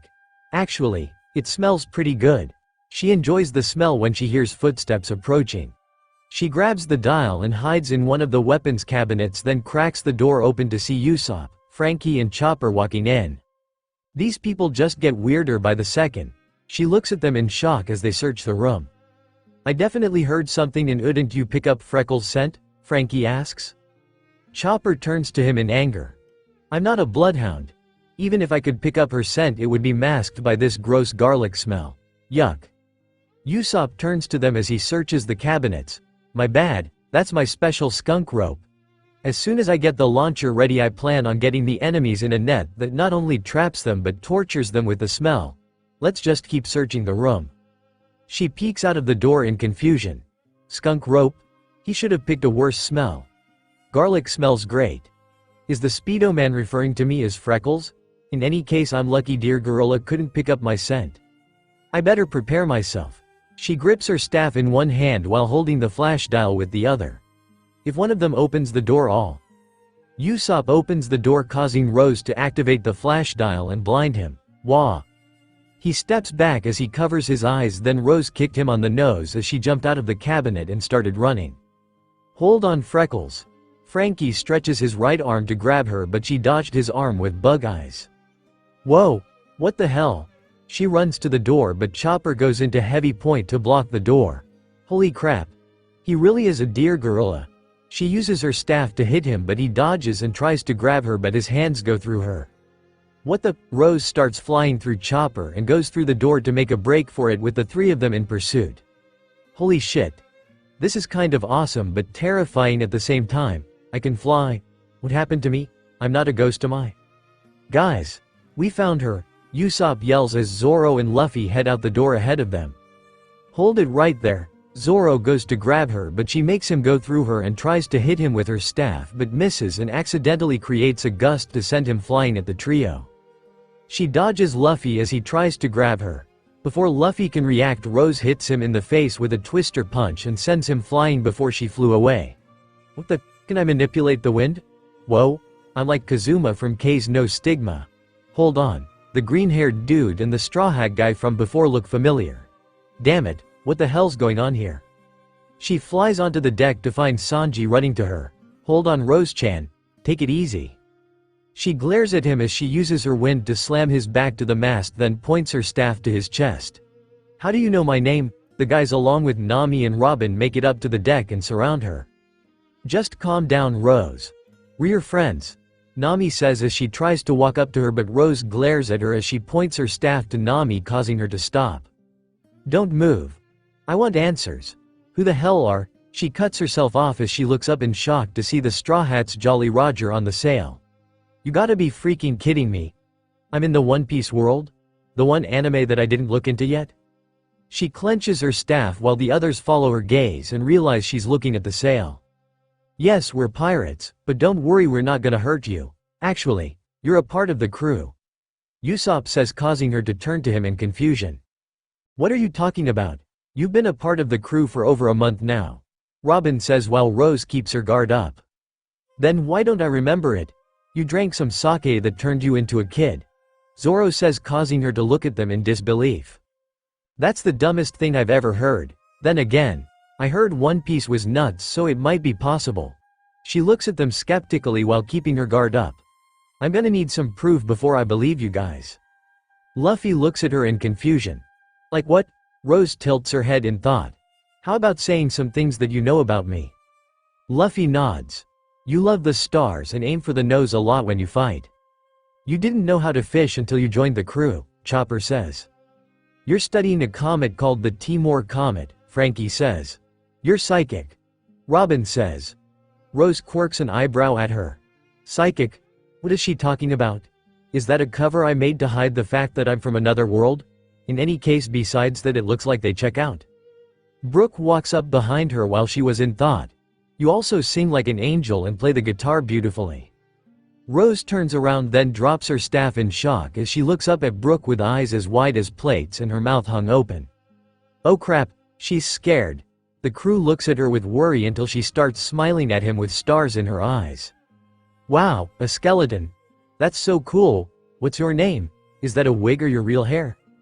My name is Brooke. Yes, this is my real hair.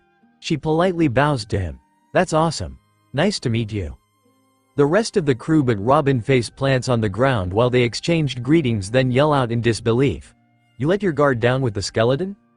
She turns back to the group in confusion. What do you mean? He's not scary. Anyway, I believe you guys now. How old am I normally? And how is it that I can fly and launch twister punches? You're normally 17 and you ate a devil fruit that turned your body into wind, Chopper says. Rose looks at him in confusion. What are devil fruits, dear girl? Devil fruits are fruits that give you a special power in exchange for your ability to swim after you eat them. All devil fruits are my names, not dear girl. She flinches. Sorry. The Speedo Man called you that, so I thought it was your name. Frankie looks at her in confusion. Speedo Man? You mean me? She nods. Sorry, I don't know your names. Luffy nods as he steps up. I'm Luffy. I'm gonna be king of the pirates. I ate a devil fruit that turned my body into rubber. He stretches his cheek to show her, causing her to laugh. Looks like she hasn't read about this world yet. She didn't question me telling her that she's psychic, so I hope she took the hint. This will be interesting. Robin smiles as she steps forward. I'm Robin. I ate a devil fruit that allows me to grow my limbs out of anywhere. She demonstrates by growing an arm out of the deck next to Rose, causing her to jump in shock. Don't make the handy pun. Don't make the handy pun. Whoa, that explains the eyes. Robin widens her eyes in shock. You saw them? She nods. Yay. I managed to hide before you saw me though. Zoro nods with a smirk. Not bad, kid. I'm Zoro and this idiot love cook is Sanji. Don't go stealing my introduction, mosshead. Sanji and Zoro go into a leg and sword clash. Rose's sweat drops as she watches them fight. I take it that's normal? Usopp nods. Yay, those two are idiots, but I always manage to stop them before it gets rough. I'm the brave warrior of the sea, Usopp. Why do I get the feeling he's lying? Oh well, you were the one that made the skunk rope, right? He nods, that's right. Sorry if the smell was more than you could handle. She shakes her head with a smile. Actually, it smelled pretty good. I love garlic. Usopp slumps in depression. Glad you liked it. She looks at him in worry. I'm sorry. I can suggest worse smells for you if you want. Usopp nods while Frankie chuckles at her reaction. You're a good kid, Freckles. I'm your super big bro Frankie. Sorry for scaring you with my arm back there. I'm a cyborg. Rose looks at him in excitement as he gets in his signature pose. Really? That's awesome? Nami giggles at her excitement. You're as excited as ever. I'm Nami and I'm the navigator. Nice to meet you. Chopper looks at the ground nervously and shuffles his feet on the ground. I'm Chopper. I'm sorry for scaring you too. I'm a reindeer that ate a devil fruit that allows me to turn into a human. She sheepishly waves at him. Nice to meet you, Chopper. Sorry for trying to hit you. I gotta say that's a cool devil fruit. Stupid. I'm not happy at all by the compliment, hee hee. Chopper gets into a happy dance, causing her to sweat drop before giggling. I can see why my older self likes these guys. Looks like Aya. Rose rubs the back of her neck sheepishly before bowing her head. I'm sorry for attacking you guys. Sanji walks up to her and ruffles her hair. Don't worry about it, Rose-chan. We shouldn't have left you alone in the infirmary. You must be hungry. I finished making lunch before the whole mess happened, so let's get going. He goes to pick her up but she whacks him on the face to stop him. I can walk by myself, thank you. The others laughed while Sanji slumps in depression as she walked ahead with Brook showing her the way. About time someone besides me did that, Zoro says as he recovers. This is going to be an interesting day, Robin says with all of them agreeing as they head to the dining hall. The crew enjoys their food with Rose enjoying every bite of it. This is great. Sanji chuckles at her excitement. Don't worry, there's plenty of it. Rose nods with a happy smile. Thank you. Usopp sighs as he rubs his aching nose where Rose kicked him. I have to say, you're even more of a scrapper as a kid. What's with you and aiming for the nose anyway? She nervously chuckles while rubbing the back of her head. I never dropped the habit, huh? Sorry about that, Usopp. My dad taught me to try to aim for the nose when fighting. Frankie looks at her curiously. Why at the nose? She looks down embarrassed. He said people are like sharks, meaning that when you hit them in the nose they go running. The others blink for a moment before laughing. Oh man, your dad's pretty funny, Luffy says as he keeps laughing. She looks away embarrassed. I know it's not true, but I got stuck with the habit of aiming for the nose. It's still pretty useful when fighting.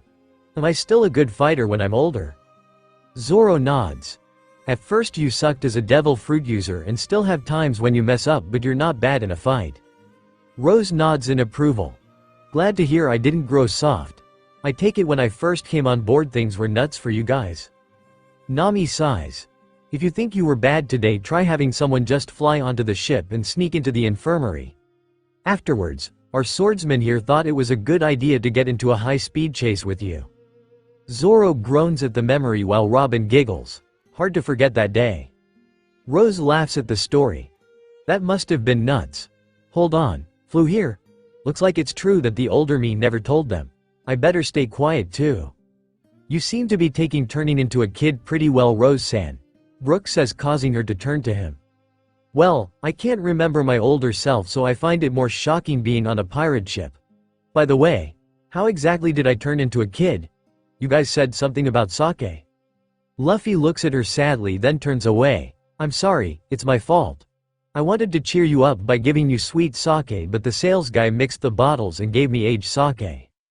Cheer me up? She looks at him blankly for a moment before giggling, causing them to look at her confused.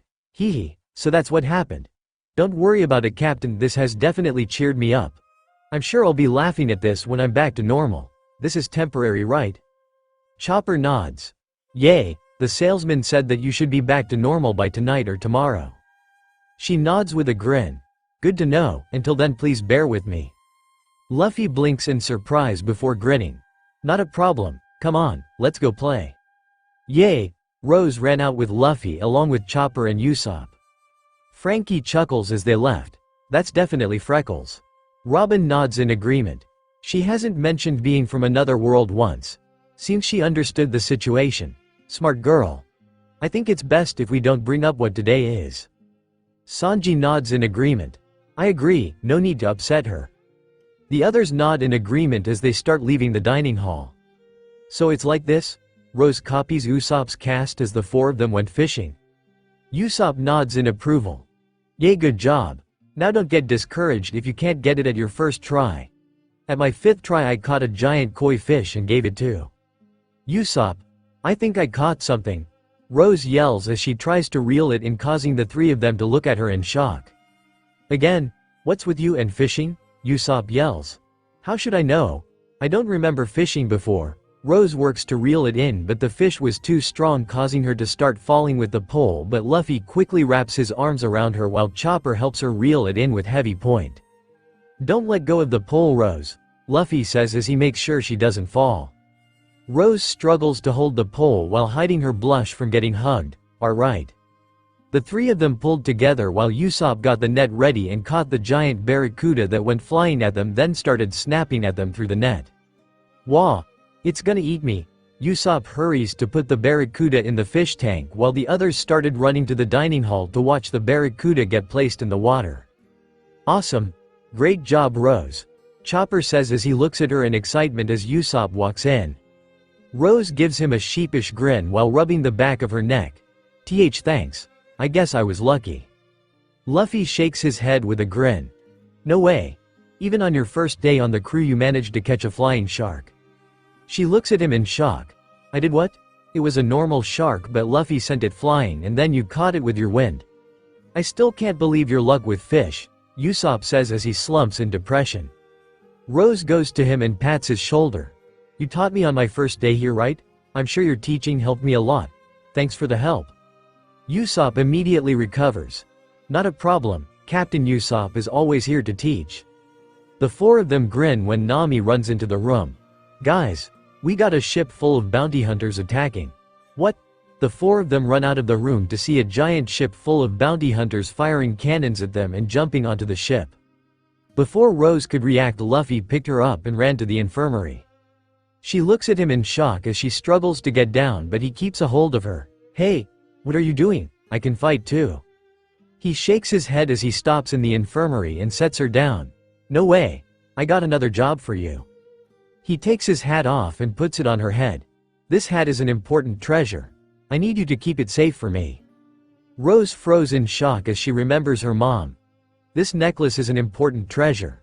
I need you to protect it for us. When she snapped out of it, Luffy closed the door behind him and locked it. No, Rose ran to open the door, but it was already locked tight. Damn it, let me out, Luffy. She banged the door and tried to ram it, but the door won't budge. Damn it. She turns around to get some distance to ram the door, but stops when she sees a fresh calendar on the wall showing that it's September. It can't be. And the memory, I have to leave now. She stepped back and started focusing on her devil fruit abilities. Come on, work with me here. I need to go. She placed her wrists together with her palms facing out to create an orb of wind and aimed for the door. Wind cannon. Rose blasted a hole through the door with the wind pressure, then started flying out of the room. You guys had better be okay. She stops at the doorway to watch the fight take place. The crew was fighting against the lackeys left and right in their own way, while Luffy was fighting off 20 guys at once. Rose looks from the doorway in shock. Wow, these guys are amazing. I wish I read this series sooner to know more about them. I guess that's what my older self did. Looks like I worried too much. Still, I'm so gonna give Luffy an earful for scaring me like. She cuts herself off when a sea stone net was launched and landed on Luffy. Luffy. The crew tries to back Luffy up, but they were caught in their own fights to help him. The leader. A muscular purple-haired man named Lee laughs as he walks up to Luffy while he lays exhausted under the net. Stupid, just because they have some power they think that they're invincible. I hope you're ready to die, Monkey D. Luffy. He pulled out his gun and aimed it at Luffy when Rose flew in and used her wind to send Lee and some of the goons flying, then sent the net flying off of Luffy. As Rose landed, she got her fists ready by turning them into twisters. Luffy got up and turns to her in shock. "What are you doing here, Rose? I told you. To protect your hat. Nothing about not fighting. As long as I don't get hurt along with your hat, then no harm done. If you got a problem with that, then bite me. I'm fighting with my crew." Luffy looks at her in shock, then gets in a stance. "Fine then, just stay close to me, got it?" She nods. "Yay." Lee recovered and looks at them in shock, then starts glaring. "I can't believe pirates would stoop so low as to recruit a child." Men show no mercy to the kid either. The men charged at Luffy and Rose, but they both had each other's backs as they took them down left and right. If one of the hunters was going to attack one of them from behind, the other would protect them and take him down. Lee clenches his teeth in frustration as he placed a new bullet in his gun. "I managed to only forge one sea stone bullet. If I can just take down Straw Hat, then I'll be set for life." He aims his gun at Luffy while he was taking down a few of the guys. Rose sends some of the hunters flying when she sees Lee aiming his gun at Luffy. No, she flies in front of Lee and hits him with a twister punch to send him flying, but accidentally caused him to fire and graze her right arm. Ack. Luffy widened his eyes in shock as he saw Rose get shot, then clenched his teeth as he got into second gear and ran next to Lee in a flash. "Why you gum jet pistol?" Luffy punched Lee in the gut and sent him flying back to his ship, causing both the crew and the bounty hunters to look at him in shock. "Whoa!" Rose holds the wound with her left arm while watching in awe as Luffy recovered and glared at the shocked bounty hunters. "If you don't want to end up like your boss, then get out of here now," Luffy roared, causing the bounty hunters to run back to their boat to sail away while Chopper carried Rose into the infirmary with the others following. Chopper examined the wound and worked to get it treated. "It looks like you were hit by a sea stone bullet." Rose looks at him in confusion. "What's sea stone?" "It's a stone that could cancel out a devil fruit user's power and saps away their energy. Try using your wind." Rose complies as she sets a breeze in the room. Chopper nods in approval, then gives her some painkillers. "Take these. It looks like there aren't any remnants of the sea stone bullet in the wound, so it'll be easy to treat since it's a graze. Doesn't look like it'll scar either." She takes the painkillers as Chopper treats her, then chuckles. "Too bad, it would have been a cool scar." "This isn't a joke," Luffy yells, causing everyone to turn to him in shock. "Whoa Luffy, take it easy. She's gonna be okay," Usopp says. "She shouldn't have been out there fighting in the first place. What were you thinking, Rose?" Rose glares back at him. "What about you? You think it's alright to just lock me in a room and leave your treasure with me as if you were gonna die? By the way, here." Rose tosses the hat back to him with her good arm. He catches it but keeps his glare at her. "I did that to keep you safe." "I'm tired of being the one kept safe." Robin steps in. "Both of you calm down." "Rose, what do you mean you're tired?" Rose sighs and looks down for a moment, then looks at them. "What day is today?" Nami widens her eyes as she realizes where she's going with this. "September 1st. Rose slowly nods. "I thought so. Back when I was 10 on September 1st, my family's house was broken into and my mom forced me out of the house to protect me. I wanted to help, but they locked me out," and tears started falling, causing her to stop as she wipes it off, then glares at him. "If you think I'm gonna be forced out while others are fighting again, then..." Luffy cuts her off as he gently hugs her. "I'm sorry." Her face gets red again in shock, then calms down. "Me too." She tries to return the hug but cringes. "Take it easy, Rose. Everyone leave," Chopper says as Luffy lets go and leaves along with the others to let Chopper treat her. The crew stand around solemnly on the deck while Luffy looks out into the horizon on the head of the Sunny, and Zoro grabs some sake from the kitchen. "So that's how it was," Sanji says as he lights a cigarette to start smoking. "Wah. I couldn't imagine Freckles losing her parents like that. I'm not crying, assholes," Frankie says as he starts bawling. "We aren't either, wah," Brook and Usopp yell at the same time as they join Frankie and cry in a corner. "That explains why she's always trying to protect us," Robin says with Nami nodding. Luffy turns to the crew as he gets down from the Sunny's head. "Guys, I got an idea." The crew walks up to him curiously as he talks about his plan. Chopper finishes treating Rose's wounds, then looks at her sadly. "I'm sorry to hear about your folks. Was that why you had those nightmares?" Rose widens her eyes in shock, then nods with a weak grin. I still get those, huh? That explains why Luffy gave me the sake. Don't worry, I only have to deal with them once a year, so it's not too bad. You know, you're a pretty good doctor. I rarely felt you treating me. Who taught you? My teacher Doctorine taught me back in Drum Island. What was that place like? There was snow everywhere. My other teacher Dr. Hirulik made it so that cherry blossoms can bloom there even though it always snows. She looks at him in excitement. Really? That sounds beautiful. Chopper nods with a smile. Yay, there are other beautiful places too. Like there's an actual island in the sky. She looks at him in shock. No way, are you serious? Yay, it was so cool, we were actually sailing on the clouds. Awesome, I bet that was a real adventure. Chopper nods then giggles. You would have loved it. Usopp can tell the story better though. Hey, after dinner do you want to ask if he'll tell it? Rose nods eagerly. I'd like that. Luffy walks into the room with a small grin. Hey guys, how's it going? Chopper nods. Rose'll be just fine. I just finished patching her up. Luffy nods in approval, then stretches his arm to grab Rose's good arm and picks her up over his shoulder, causing her to yell in shock. What the hell is with you people and lifting me? Put me down. Rose tries to get down, but Luffy doesn't let her as he walks out of the infirmary with her in tow and Chopper following. Luffy, take it easy on her. She's recovering, Chopper says as he works to keep up the pace. Luffy nods as he keeps a hold of her while she struggles. Don't worry, I won't overdo it. Quit struggling, Rose. I'll quit struggling when you put me down. Where are we going anyway? She. It's a surprise, but you gotta close your eyes. Why do I feel like you won't listen to me?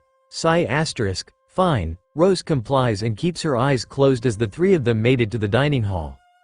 Chopper looks at the room in surprise, but Robin puts a hand on her mouth indicating him to stay silent as he nods and joins them.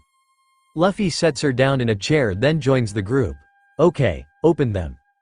Rose opens her eyes then widens them in shock to see the dining hall decorated and food everywhere, including a big cake in front of her with lit candles. What the? Happy unbirthday. The crew says, causing her to look at them in confusion.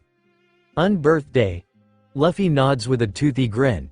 Yup, since you got younger today it's your unbirthday. Go make a wish so we can eat. She looks at the cake in shock before grinning. These guys, she takes a deep breath before blowing in, accidentally using too much wind to send the whole cake flying and landing on Luffy. Nami sighs in exasperation. Well, we should have figured that would happen. Robin giggles while Usopp, Chopper, Frankie, Zoro and Broy. You better not waste the cake, Luffy. Sanji says but couldn't help himself from grinning. Rose does her best to hold back from laughing. I'm sorry, Luffy stretches his tongue to eat all of the cake that was on him then starts laughing. She. That was great. Thanks for sending it flying to me. Rose looks at him in utter shock. What the whole cake? She recovers then laughs wholeheartedly along with the rest of the crew. She starts recovering while wiping a tear from her eye. Thanks you guys. Let's party. Yay! The crew yelled as the party went off without a hitch. The party started to settle in the middle of the night. Rose sat on the railing while Zoro, Chopper, Frankie and Usopp were passed out on the deck. Brook was playing the violin softly in the middle of the night as the rest of them were leaning against the railing next to Rose watching the stars. Rose turns to the group. Hey guys, would the older me remember today? The others look at each other in concern. I'm not sure, Sanji says. She nods with a soft grin.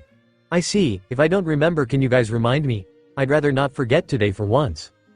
Luffy nods with a grin. Not a problem. You should get some sleep. The past few nights you didn't really get any. Nami says, causing her to nod and stand on the railing. Okay. I'm getting tired anyway. If I turn back to normal when I sleep I want to thank you guys for today. My older self really knew what world to pick. She'd better be good to this crew. Throb what the? The others look at Rose with concern as she places a hand on her head then falls off the railing as she passes out with a puff of smoke forming around her. Rose.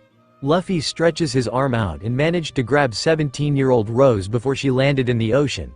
He pulled her back onto the ship and holds her bridal style. Sanji starts having hearts in his eyes as he looks at Rose's sleeping form. Melorine, Rose is back to normal. She looks so adorable in shorts and in. Shut up, Sanji. You're gonna wake her. Luffy growls, causing Sanji to glare at him until Nami puts a hand on his shoulder. Sanji-kun. May I have a snack please? Yes, Nami-swan. He loved tornadoes into the kitchen while Brook stops playing. I'm glad Rose-san is back to normal. Still, it was pretty fun having her younger form around. Wait, her arm's healed. Brook says, causing them to look at her arm. Wow, must be the aging. Nami says. I better bring her to bed. Luffy says as he starts walking inside with Rose in his arms. I'll open the door for you, Captain. Robin says as they make their way to the girls' room. On the way, Rose wrapped her arms around Luffy and started cuddling with him in her sleep. What the? Luffy looks at her sleeping form in shock as she grins while cuddling with him. Robin giggles at the reaction as she leads them to the girls' room. Looks like the shoes on the other foot, Captain. Luffy looks at her confused. What do you mean? You're always the one hugging her. Looks like it's the other way around this time. Robin says, causing Luffy to lightly blush. Why exactly did you want to cheer her up so badly? Luffy looks down at Rose's sleeping form before speaking. When I saw her so shaken this morning, I felt bad inside. It was worse than when I eat too much. The bad feeling wouldn't go away the more I thought about it. I wanted to make her feel better, sort of the way she always cheered me up when I'm down, but I made things worse. Robin shakes her head. I wouldn't think so. It looked like the younger Rose had the time of her life today. I'm sure this Rose remembers as well, or she wouldn't be hugging you. Luffy looks at her in shock before nodding with a grin. Thanks. He tries to place Rose onto the bed, but she doesn't let go of him. What the? Robin giggles at Luffy's shock. If you want, I can talk to Nami and ask if it's okay for you to stay with her tonight. Luffy recovers from the shock, then grins while nodding. Thanks, Robin. Robin nods as she leaves the room to talk to Nami while Luffy settles onto the bed with Rose. Good night, Rose. He grins as he cuddles with her and falls asleep. Rose woke up with a light smile near the brink of dawn and was about to get up when she felt herself being held back. Oh, don't tell me. She nervously looks down to confirm her suspicions as she sees Luffy's arms wrapped around her multiple times. Again? What the hell? Wait, what happened yesterday? She cuts herself off as memories of her being a kid yesterday start coming back to her. She starts shaking from holding herself back from laughing. Wahahaha. Oh man, that was nuts. She turns to see Luffy sleeping on his side facing her. I really put him through the ringer yesterday. I better apologize later. Yawn, nope, I can't sleep anymore. I gotta get some training in for Marineford. Rose focused and turned herself into wind to get out of Luffy's grip. Alright, I conquered the vice grip from hell. She quietly walks away triumphantly until she opens the door and freezes when she sees Nami and Robin in front of her. She turns to realize both of their beds were empty. Oh boy. Go back to bed, Rose. You're not getting up until it's time for breakfast, Nami whispers.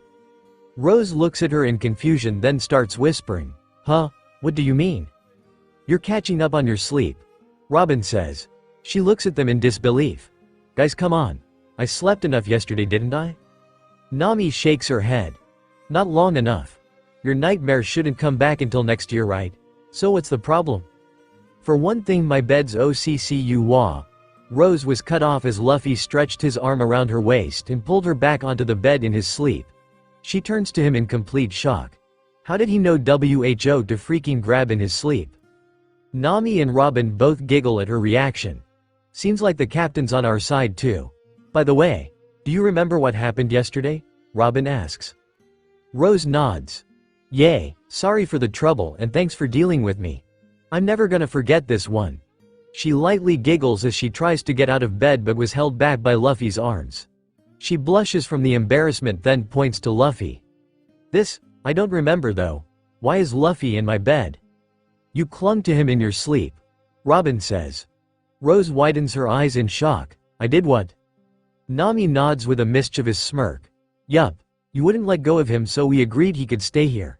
You two were pretty cute together. Rose averts her gaze. You're never gonna let me live this down, are you? Nami shakes her head. Sorry, but I'll let it go for today if you get back to sleep. Deal? Sigh, fine. She turns away completely embarrassed as the girls start leaving. Nami stops herself at the doorway and turns to her. You know, you should confess to him.